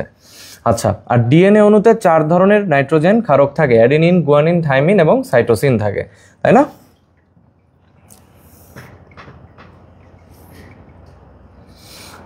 এই কথাটা খুব ভালো করে খেয়াল রাখবো যে এর সাথে টি হয় ডাবল বন্ড দিয়ে, এর সাথে টি যুক্ত হয় ডাবল বন্ড দিয়ে, এবং জি এর সাথে সি যুক্ত হয় কিন্তু ট্রিপল বন্ড দিয়ে, তাই না? সবাই জানি তো এটা নাকি? এর সাথে টি যুক্ত হয় ডাবল বন্ড দিয়ে, জি এর সাথে সি যুক্ত হয় ট্রিপল বন্ড দিয়ে। আর দেখো হেলিক্সের ব্যাস হচ্ছে 20 অ্যাংস্ট্রম। হেলিক্সের ব্যাস কত, 20 অ্যাংস্ট্রম। একজোড়া মনোনিউক্লিওটাইডের দৈর্ঘ্য বা বেস সমূহের মধ্যবর্তী দূরত্ব, অর্থাৎ একটা থেকে আরেকটা এর মধ্যবর্তী দূরত্ব হচ্ছে 3.4 অ্যাংস্ট্রম। পরীক্ষার সময় চোখ কান সবকিছু খোলা রাখবা, পরীক্ষায় কি অ্যাংস্ট্রম চাইছে নাকি তোমার ন্যানোমিটার চাইছে। যদি অ্যাংস্ট্রম থাকে তাহলে একরকম অ্যান্সার, যদি ন্যানোমিটার কিন্তু অ্যান্সার চেঞ্জ হয়ে যাবে, ঠিক আছে? আর প্রত্যেকটা ঘূর্ণনের দৈর্ঘ্য কত, 34 অ্যাংস্ট্রম। কয়টা করে থাকে প্রত্যেক ঘূর্ণনে, প্রত্যেক ঘূর্ণনে কয়টা করে নিউক্লিওটাইড থাকে, 10 জোড়া। 10 জোড়া, একটু দেখো 10 জোড়া মানে কি 20টি, তাই না? আর প্রত্যেক প্যাচে হাইড্রোজেন বন্ড আছে কয়টা, 25টা। প্রত্যেক প্যাচের মধ্যে হাইড্রোজেন বন্ড আছে 25টা। আর ডিএনএর আণবিক ওজন কতর মধ্যে, 10⁶ থেকে 10⁹ 10⁶ থেকে 10⁹ এর মধ্যে। দেখো ডিএনএর কথা বলা হয়েছে, এটা বংশগতির কি ভিত্তি, বংশগতির আণবিক ভিত্তি, তাই না? বংশগতির কি ভিত্তি হিসেবে কাজ করে, আণবিক ভিত্তি হিসেবে কাজ করে, এবং পরিবৃত্তি মিউটেশনের ভিত্তি হিসেবেও কাজ করে। তাহলে আণবিক ভিত্তি হিসেবেও কাজ করে, আবার পরিবৃত্তির ভিত্তি হিসেবেও কাজ করে। জৈবিক সংকেত প্রেরক ডিএনএ, আর মাস্টার প্ল্যান, তাই না? প্রোটিন তৈরির মাস্টার প্ল্যান বলা হয় কাকে? ডিএনএ কে। আরএনএতে চলে আসি আমরা। দেখো আরএনএতে 3টে উপাদান আছে। কি কি সেই 3টে উপাদান? পেন্টোজ সুগার, নাইট্রোজেন এবং ফসফেট, তাই না? আচ্ছা, টিআরএনএ থেকে একটা জিনিস একটু খেয়াল রাখো। টিআরএনএ আমরা কিন্তু এখানে আমরা জানি এক ধরনের আরএনএ আছে মাইনর আরএনএ, তাই না? তো অনেক সময় এরকম মিস্টেক হয়ে যেতে পারে। তোমাকে বলা হলো ক্ষুদ্রতম কোনটা। অপশনে যদি মাইনর আরএনএ থাকে অনেক সময় দেখা যাচ্ছে যে মাইনর আরএনএ দিয়ে ফেলতে পারো, তা কিন্তু করা যাবে না। দেখো সবচেয়ে ক্ষুদ্রাকার আরএনএ কিন্তু টিআরএনএ, সবচেয়ে ক্ষুদ্রাকার আরএনএ কিন্তু টিআরএনএ। এবং প্রত্যেকটা কোষে 31 থেকে 42 ধরনের টিআরএনএ থাকে এবং 75 থেকে 90টি নিউক্লিওটাইড থাকে। এটা একটু ভালো করে মুখস্থ রাখবা। আর এখানে আমরা জানি যে ক্লোভার লিফ মডেল পাওয়া যায়। ক্লোভার লিফ মডেল খুবই গুরুত্বপূর্ণ। ক্লোভার লিফ মডেল বা লবঙ্গপত্র মডেল পাওয়া যায়। কয়টা ফাঁস থাকে বলো? 5 আর 4 খেয়াল রাখবা। 5টা বাহু 4টা ফাঁস, 54। এইভাবে মনে রাখবা, 54 মানে হলো 5টা বাহু 4টা ফাঁস। কয়টা? 5টা বাহু 4টা ফাঁস। আর এটা সবচেয়ে ক্ষুদ্রাকার। এবং বলছি কি 5টা বাহু থাকে, 4টা ফাঁস থাকে। বাহুগুলোর মধ্যে কি আছে? অ্যামাইনো অ্যাসিড বাহু, টি বাহু, অ্যান্টিকোডন বাহু, ডি বাহু এবং অতিরিক্ত বাহু। ঠিক আছে? সবচেয়ে গুরুত্বপূর্ণ ফাঁস কোনটা, তাই না? সবচেয়ে গুরুত্বপূর্ণ ফাঁস, তাই না? এভাবে যখন বলছে তার মানে অবশ্যই পড়তে হবে। সবচেয়ে গুরুত্বপূর্ণ ফাঁস হলো অ্যান্টিকোডন ফাঁস। সবচেয়ে গুরুত্বপূর্ণ ফাঁস হচ্ছে অ্যান্টিকোডন ফাঁস। সবচেয়ে গুরুত্বপূর্ণ ফাঁস হচ্ছে অ্যান্টিকোডন ফাঁস। ঠিক আছে? এটা একটু তাহলে খেয়াল রাখবা। সবচেয়ে গুরুত্বপূর্ণ ফাঁস কি বলো তো? সবচেয়ে গুরুত্বপূর্ণ ফাঁস হচ্ছে অ্যান্টিকোডন ফাঁস। ঠিক আছে? এটা একটু মনে রাখবা। আর 3টি বেজ নিয়ে একটা কি গঠিত হয়? 3টি বেজ নিয়ে কি গঠিত হয় বলো তো? একটা অ্যান্টিকোডন গঠিত হয়। 3টি বেজ নিয়ে একটা অ্যান্টিকোডন গঠিত হয়। 3টা বেজ নিয়ে একটা অ্যান্টিকোডন গঠিত হয়। চলে আসি আমরা এমআরএনএতে। এমআরএনএ মানে বোঝাই যাচ্ছে মেসেঞ্জার আরএনএ, তাই না? এমআরএনএ কি বোঝাই যাচ্ছে যে এটা কি মেসেঞ্জার আরএনএ। তাহলে মেসেঞ্জার আরএনএ যখন বললাম তার মানে কি? সে নিশ্চয়ই কোনো না কোনো বার্তা বহন করে। কি বহন করে দেখি? প্রোটিন সংশ্লেষণের ছাঁচ হিসেবে কাজ করে। পরীক্ষায় তোমাকে সিম্পলি দিয়ে দিবে যে প্রোটিন সংশ্লেষণের ছাঁচ হিসেবে কে কাজ করে। প্রোটিন সংশ্লেষণের ছাঁচ হিসেবে কে কাজ করে এটা তোমাকে দিয়ে দেওয়া হবে। তারপর দেখো ডিএনএ থেকে ট্রান্সক্রিপশনের মাধ্যমে এমআরএনএ তৈরি হয়। এমআরএনএ লম্বা চেইনের মতো। ডিএনএ থেকে তথ্য কপি করে কে? ডিএনএ থেকে তথ্যকে কপি করে কে? এমআরএনএ। আরআরএনএর মধ্যে কি লেখা আছে খেয়াল করি। আরআরএনএ হচ্ছে রাইবোজোমাল আরএনএ। কোষের সমস্ত আরএনএর শতকরা 80 থেকে 90 ভাগ। কোষের সমস্ত আরএনএর শতকরা 80 থেকে 90 ভাগ হচ্ছে এই রাইবোজোমাল আরএনএ। এবং রাইবোজোমাল আরএনএ প্রোটিনের সাথে যুক্ত হয়ে রাইবোনিউক্লিয় প্রোটিন কণা তৈরি করে। রাইবোনিউক্লিয় প্রোটিন কণা তৈরি করে। আর আরআরএনএ সর্বাপেক্ষা স্থায়ী হয়, এই কথাটা খেয়াল রাখো। এবং তো আমরা নিশ্চয়ই পড়ছিলাম যে রাইবোজোমের গঠন উপাদান ছিল প্রোটিন এবং আরআরএনএ। তাহলে এটা হচ্ছে সর্বাপেক্ষা স্থায়ী এবং কি করে? রাইবোজোম সৃষ্টিতে হেল্প করে। রাইবোজোম সৃষ্টিতে হেল্প করে। হ্যাঁ। আর দেখো জিআরএনএ মানে জেনেটিক আরএনএ, প্রধান কাজ কি? প্রোটিন তৈরি করা। জিআরএনএর প্রধান কাজ কি? প্রোটিন তৈরি করা। এটা একটু খেয়াল রাখবা। মানে এমআরএনএ থেকে তো প্রোটিন তৈরি হয়, সেটা ঠিক আছে, কিন্তু কোন আরএনএর প্রধান কাজ প্রোটিন তৈরি করা? এটা একটু কমেন্ট করবা। কোন আরএনএর প্রধান কাজ প্রোটিন তৈরি করা? সেটা হচ্ছে জিআরআরএনএ। ঠিক আছে? এটা একটু দেখবা যে জিআরএনএর প্রধান কাজ হচ্ছে প্রোটিন তৈরি করা। আর মাইনর আরএনএ সবাই জানি যে মাইনর আরএনএর অপর নাম হচ্ছে নিউক্লিয় আরএনএ বা গাইড আরএনএ বা রাইবোজোম। Ribozyme, not ribosome. হ্যাঁ, এটা কথাটা একটু দেখো যে এটা কিন্তু রাইবোজাইম। আর এটা কি করে? বিভিন্ন ধরনের এনজাইমের কাঠামো হিসেবে এবং এনজাইম হিসেবে কাজ করে। এমআরএনএ, টিআরএনএ এবং আরআরএনএ এতক্ষণ যে কথাগুলো বললাম সেটাই বক্স আকারে এখানে দেওয়া আছে, একবার করে অবশ্যই পড়ে ফেলবা।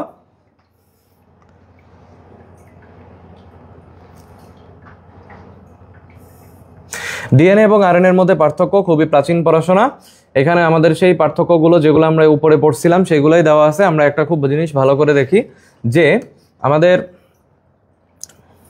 যদি ডিএনএ হয় সেখানে দেখো থাইমিন এবং সাইটোসিন বেস থাকে, এবং এখানে বলা হচ্ছে দেখো আরএনএর পাইরিমিডিনে ইউরাসিল এবং সাইটোসিন বেস থাকে। আমরা জানি যে আরএনএতে আমাদের ইউরাসিল থাকে এবং ডিএনএতে আমাদের কি থাকে? থাইমিন থাকে, তাই না? আচ্ছা, প্রতিলিপনের মাধ্যমে নতুন ডিএনএ সৃষ্টি হয়। আর এখানে বলছে কি নতুন আরএনএ সৃষ্টি হয়, কোনো প্রতিলিপন হয় না। কোনো প্রতিলিপন হয় না, এটা একটু খেয়াল রাখবা।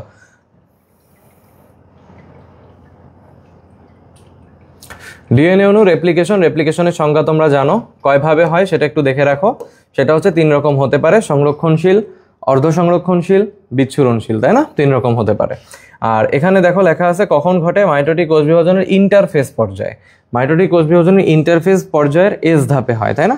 এটা একটু দেখবা। আর ব্যাকটেরিয়া দেখো বৃত্তাকার ডিএনএ প্রতিলিপনে প্রতি মিনিটে 10 লক্ষ বেস পেয়ার যুক্ত হতে পারে। ইকোলাইয়ের ডিএনএ অনুলিপনে 20 থেকে 30 মিনিট সময় লাগতে পারে। ইকোলাইয়ের যদি ডিএনএ অনুলিপন হয় সেখানে 20 থেকে 30 মিনিটের মতো সময় লাগতে পারে।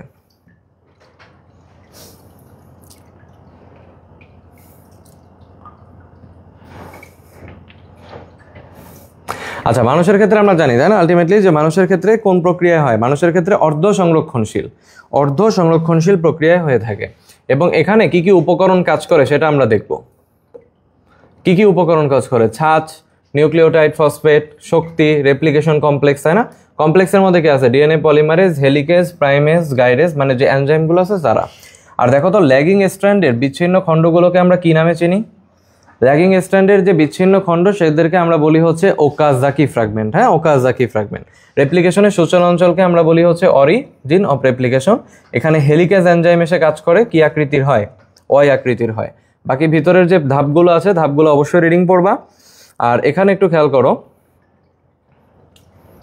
যে ডিএনএ পলিমারেজ, হ্যাঁ ডিএনএ পলিমারেজের কথা দেখো লেখা আছে। ডিএনএ পলিমারেজ 1, 2 এবং কিছু প্রোটিন, এরা দিয়ে কি হয়? রিপেয়ার কমপ্লেক্স তৈরি হয়।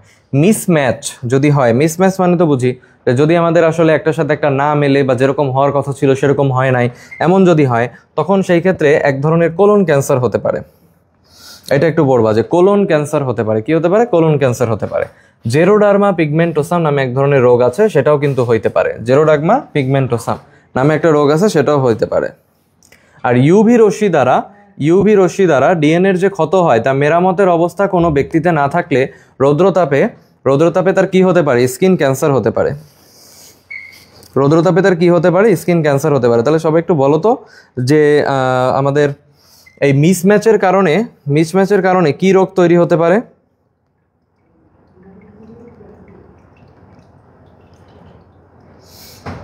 মিসম্যাচের কারণে কি রোগ তৈরি হতে পারে?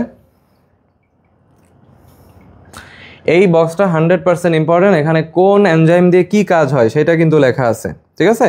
কোন এনজাইম দিয়ে কি কাজ হয় সেটা কিন্তু এখানে লেখা আছে। তোমাদের একটা ইন্টারেস্টিং ব্যাপার বলি, জেরোডার্মা পিগমেন্টোসা মাত্র যে রোগটার কথা বললাম, এই রোগটাই কিন্তু এমন একটা রোগ, সেখানে দেখা যায় কি এটাকে এক ধরনের বলা হয় ভ্যাম্পায়ার সিনড্রোমও বলা হয়। যে তোমার হচ্ছে যে এই রোগের ক্ষেত্রে যেটা হয় যে সূর্যের আলো সহ্য করতে পারে না, সূর্যের আলো সহ্য করতে একেবারেই পারে না।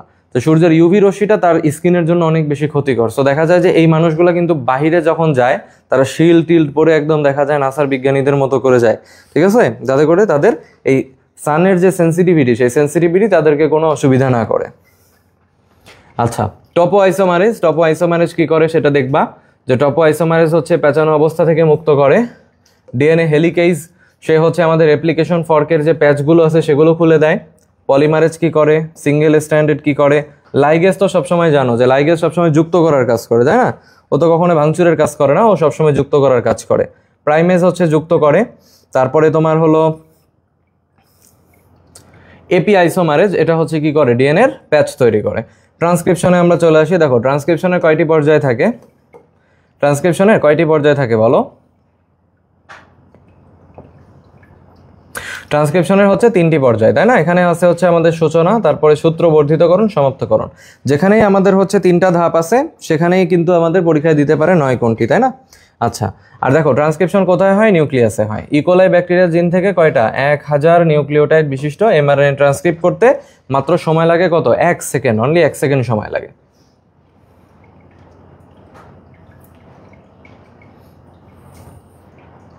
এখানে টাটা বক্সের কথা লেখা আছে, যেটা আমরা বইতে আমরা কিন্তু দেখছিলাম, তাই না? টাটা বক্স নামে একটা জিনিস আছে। 50 থেকে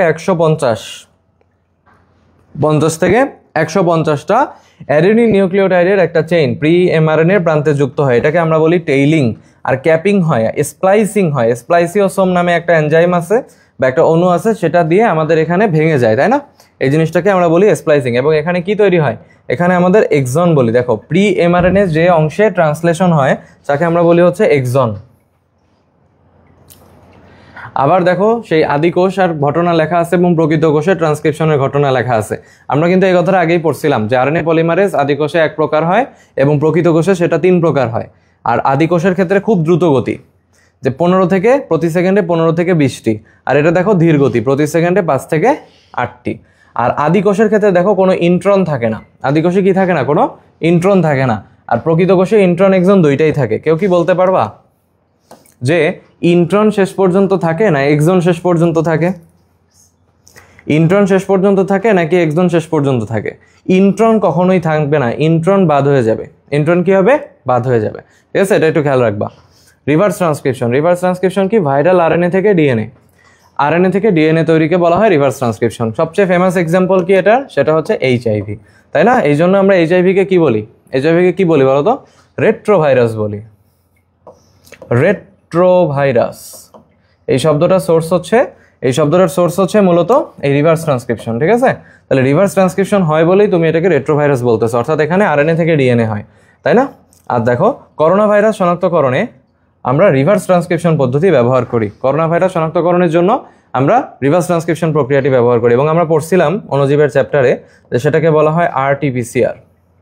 সেটাকে কি বলা হয়? আরটিপিসিআর বলা হয়। ট্রান্সলেশনে চলে আসবো। এমআরএনএ থেকে প্রোটিন তৈরিকে ট্রান্সলেশন বলে, এবং আমরা সবাই জানি যে আমাদের স্টপ কোডন হচ্ছে UAA AG GA, AA AG GA। আর সাধারণত শুরু করার কোডটা হচ্ছে AUG, এবং এই AUG দ্বারা নির্দেশিত হয় মেথিওনিন। সবাই একটু কমেন্ট করো তো, মেথিওনিন। মেথিওনিনটা কিন্তু পারতেই হবে, হ্যাঁ, যে সাধারণত শুরু যেটা দিয়ে করা হয় সেটা হচ্ছে AUG, এবং AUG দিয়ে আমরা মেথিওনিনকে বুঝি। আর পলিজম নামে একটা বিষয় আছে, দেখো পলিজম এটা ট্রান্সলেশনের গতিকে অনেক গুণ বাড়িয়ে দেয়। তাহলে পলিজমটা কি করতেছে? ট্রান্সলেশনের গতিটাকে বাড়িয়ে দিচ্ছে। মানবদেহে ইনসুলিনের 51 নাম্বার যে অ্যামাইনো অ্যাসিড সেটার নাম হচ্ছে আর্জিনিন। তাহলে মানবদেহে ইনসুলিনের 51 নাম্বার অ্যামাইনো অ্যাসিডের নাম হচ্ছে আর্জিনিন। আর 20 প্রকার অ্যামাইনো অ্যাসিড বিভিন্নভাবে সজ্জিত হয়ে বড় প্রোটিন অণু তৈরি করে। খেয়াল রাখি সেটা হচ্ছে কোনটা কোন কাজ করে। দেখো প্রথমে একটু খেয়াল রাখবো যে সেটা হচ্ছে যে এমআরএনএ, এরিথ্রোমাইসিন কি করতেছে? এমআরএনএ চলনে হেল্প করতেছে, ঠিক আছে? আর দেখো নিওমাইসিন, দেখছো এখানে ও শব্দটা আছে না, আর এখানেও দেখছো ও শব্দটা আছে। তাহলে এমআরএনএ ও টিআরএনএ, ও যদি বলা হয় এমআরএনএ ও টিআরএনএ, তাহলে দেখো অ্যান্সার হবে নিওমাইসিন, নিওমাইসিন। তারপরে বলছে কি দেখো, ট্রান্সলেশনের সূচনা। যে কোনো জায়গায় আমরা যদি কোনো কিছু শুরু করি, যে কোনো জায়গায় আমরা যদি যাত্রা শুরু করি, আমরা বলতেছি না যে সে স্টেপ ফেলতেছে। ধরো যে আমরা সিঁড়ি দিয়ে উঠি, বলি কি স্টেপ বাই স্টেপ, তাই না? তাহলে এখানে একটু মনে রাখতে পারো যে সূচনা, তার মানে কোনো কিছু সে স্টেপ করতেছে। তাহলে সেই স্টেপ দিয়ে আমরা খেয়াল রাখতে পারি স্ট্রেপ্টোমাইসিন, স্টেপ দিয়ে আমরা খেয়াল রাখতে পারি স্ট্রেপ্টোমাইসিন। আর দেখো তো যে রাইবোজোমের টিআরএনএ সংযুক্তি পর্যায়ে, টিআরএনএর সংযুক্তি পর্যায়ে শুধু টিআরএনএ আছে কিন্তু। তাহলে এখানে এমআরএনএ ও টিআরএনএ, ও দেখে নিওমাইসিন বলছি। শুধু যদি টি থাকে তাহলে টিতে মনে রাখবো টেট্রাসাইক্লিন, টিতে মনে রাখবো টেট্রাসাইক্লিন, ঠিক আছে? শুধু যদি টি থাকে টিতে মনে রাখবো টেট্রাসাইক্লিন। এবার চলে আসো এখানে, যে সেটা হচ্ছে এরিথ্রোমাইসিন। এরিথ্রোমাইসিন কি বলছে? এমআরএনএর চলনে আমরা মনে রাখবো এই যে এরা দিয়ে মনে রাখবো আমরা যে এরা চলে। এরা কি করে? চলে। কারা চলে? এরিথ্রোমাইসিন। তাহলে এরা চলে অর্থাৎ হচ্ছে এরিথ্রোমাইসিন, এরা কি করে? চলনে হেল্প করে। আর দেখো এখানে থাকলো কি ক্লোরোমাইসিন, ক্লোরোমাইসিন, তাই না? আচ্ছা, ক্লোরো যখন তুমি বলতেছো, দেখো তো ক্লোরো শব্দটা লেখা আছে, ক্লোরো মানে কি? সবুজ, তাই না? ক্লোরোপ্লাস্ট আমরা কি সবুজ বলতাম না? তাহলে ক্লোরো, এখানে দেখো পেপটাইড। তাহলে পেপ শব্দটাকে আমরা পেপ না পড়ে পেপে যদি পড়ি, পেপ না পড়ে আমরা যদি এটাকে পেপে পড়তাম, দেখো পে না পড়ে যদি আমরা এটাকে পেপে পড়তাম, তাহলে পেপে কি সবুজ হয় না?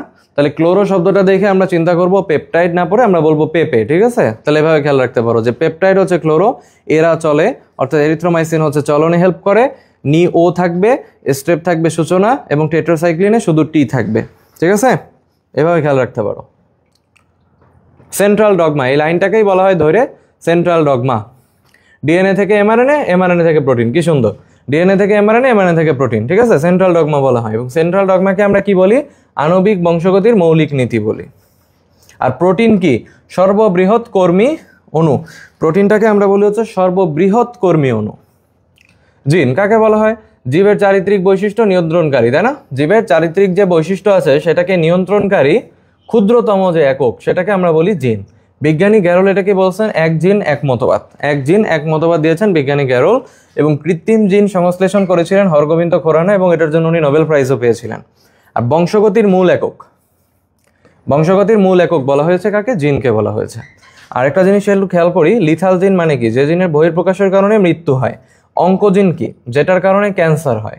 আর সেক্স ক্রোমোজোমাল জিন মানে কি? সেখানে আমাদের এক্স এবং ওয়াই এর কথা লেখা আছে।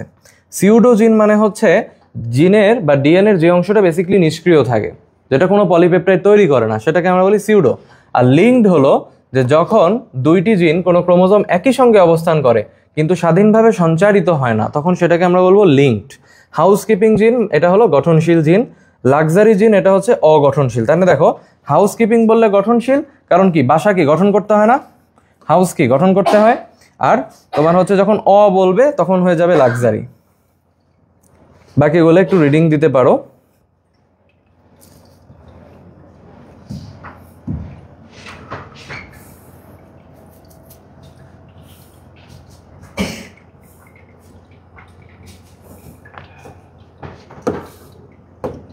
দেখো লেখা আছে মানুষের ক্ষেত্রে এক্স ক্রোমোজোমে সবচেয়ে বেশি থাকে, তাই না, মানুষের ক্ষেত্রে এক্স ক্রোমোজোম সবচেয়ে বেশি থাকে এবং ওয়াই ক্রোমোজোমে সবচেয়ে কম জিন থাকে। ঠিক আছে, তাহলে এক্স ক্রোমোজোমে সবচেয়ে বেশি জিন থাকে, ওয়াই ক্রোমোজোমে সবচেয়ে কম জিন থাকে, এটা একটু দেখবা। আর মানব জিনোমের 2 ভাগ হচ্ছে বিভিন্ন বৈশিষ্ট্য প্রকাশে অংশগ্রহণ করে, আর 98 ভাগই কি থাকে, নিষ্ক্রিয় থাকে। এজন্য তাদেরকে আমরা বলি জাঙ্ক। জাঙ্ক শব্দের অর্থ হচ্ছে যেটা আর কোনো কাজে টাজে লাগে না।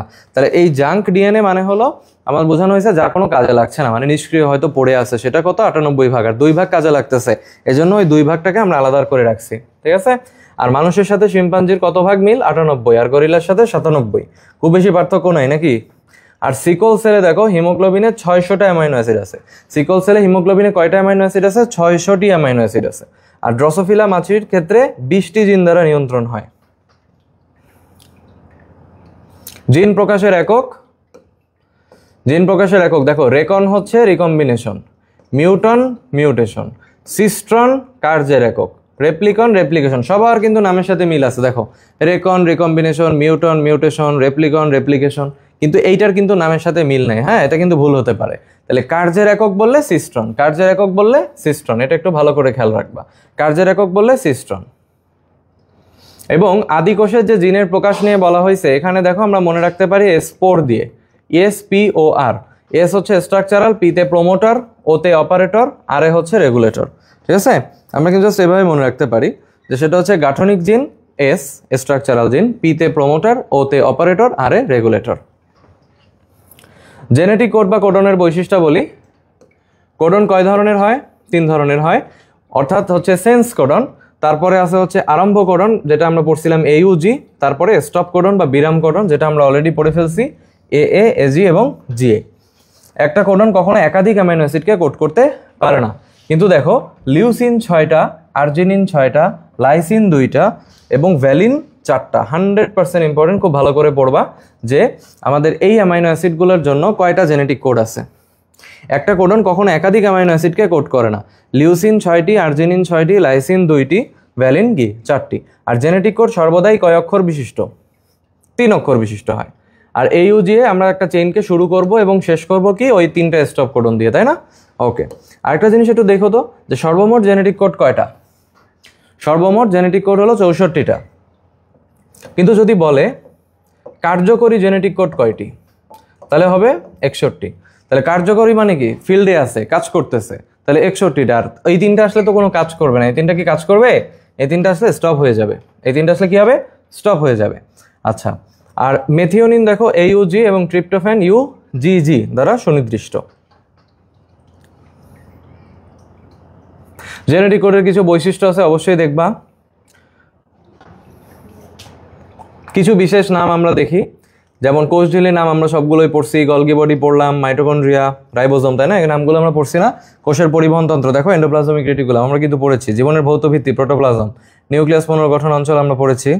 কোডন নিউক্লিওটাইড ট্রিপলেট বা বংশগতির, দেখছো বংশগতির কি ভিত্তি, জৈব রাসায়নিক ভিত্তি, তাই না, জৈব রাসায়নিক ভিত্তি কোডন।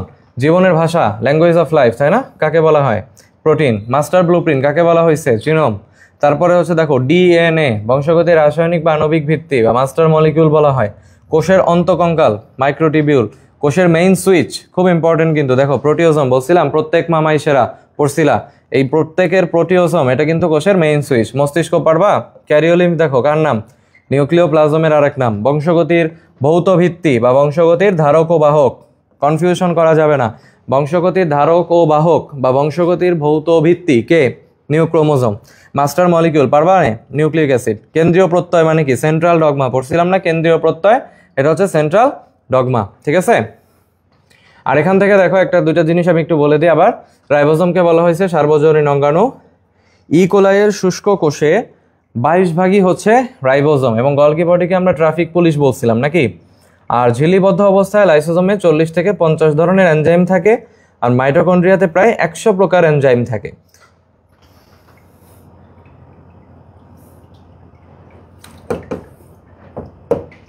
মানবদেহে ক্রোমোজোমের গড় দৈর্ঘ্য কত? 4 থেকে 6 মাইক্রোমিটার। মাইক্রোমিটার যেন মিস না হয়, ঠিক আছে, এখানে কিন্তু মাইক্রোমিটার বলা হয়েছে। মানুষের ডিপ্লয়েড কোষে 5 থেকে 6 পিকোগ্রাম। মানুষের ডিপ্লয়েড কোষ যখন বলবে তখন তোমার অ্যান্সার হয়ে যাবে 5 থেকে 6 পিকোগ্রাম। আর দেখো ক্রোমোজোমের বিভিন্ন উপাদানের মধ্যে ডিএনএর পরিমাণ কয় ভাগ? 45 ভাগ। এবং প্রোটিন ছিল কয় ভাগ মনে আছে? প্রোটিন বলছিলাম 55, প্রোটিন 55 আর ডিএনএ 45। আর দেখো ট্রান্সক্রিপশনের ক্ষেত্রে আরেকটা জিনিস, ট্রান্সক্রিপশন শুরু হয় কোন দিক থেকে? 5 থেকে 3-এর দিকে, তাই না? আর ডিএনএ রেপ্লিকেশনে প্রাইমার যোগ হয় কোথায়? প্রাইমার সবসময় মনে রাখবা যে প্রাইমার হচ্ছে 3 নাম্বার প্রান্তে যোগ হয়, ঠিক আছে। অনেক বড় একটা ক্লাস ছিল, ধৈর্য ধরে তোমরা ছিলা, তার জন্য থ্যাংক ইউ ভেরি মাচ। আমরা আমাদের ক্লাস কিন্তু এখানেই শেষ করব। তোমরা অবশ্যই চ্যাপ্টারটা ভালো মতো রিভাইজ করবা, কারণ রিভাইজ না করলে কিন্তু পারা যাবে না, ঠিক আছে। রিভাইজ না করলে কিন্তু কোনোভাবেই পারা সম্ভব না। অতএব চেষ্টা করবা যাতে ভালো করে চ্যাপ্টারটা রিভাইজ দেওয়া যায়, এবং তোমাদের এই চ্যাপ্টারে যতগুলো ডিটেলস আছে সব কিছু মিলায় ভালো করে এটা পড়বা। এখান থেকে খুব ইম্পর্টেন্ট কোশ্চেনে কিন্তু আসা পসিবল, কনফিউজিং কোশ্চেন আসাও পসিবল।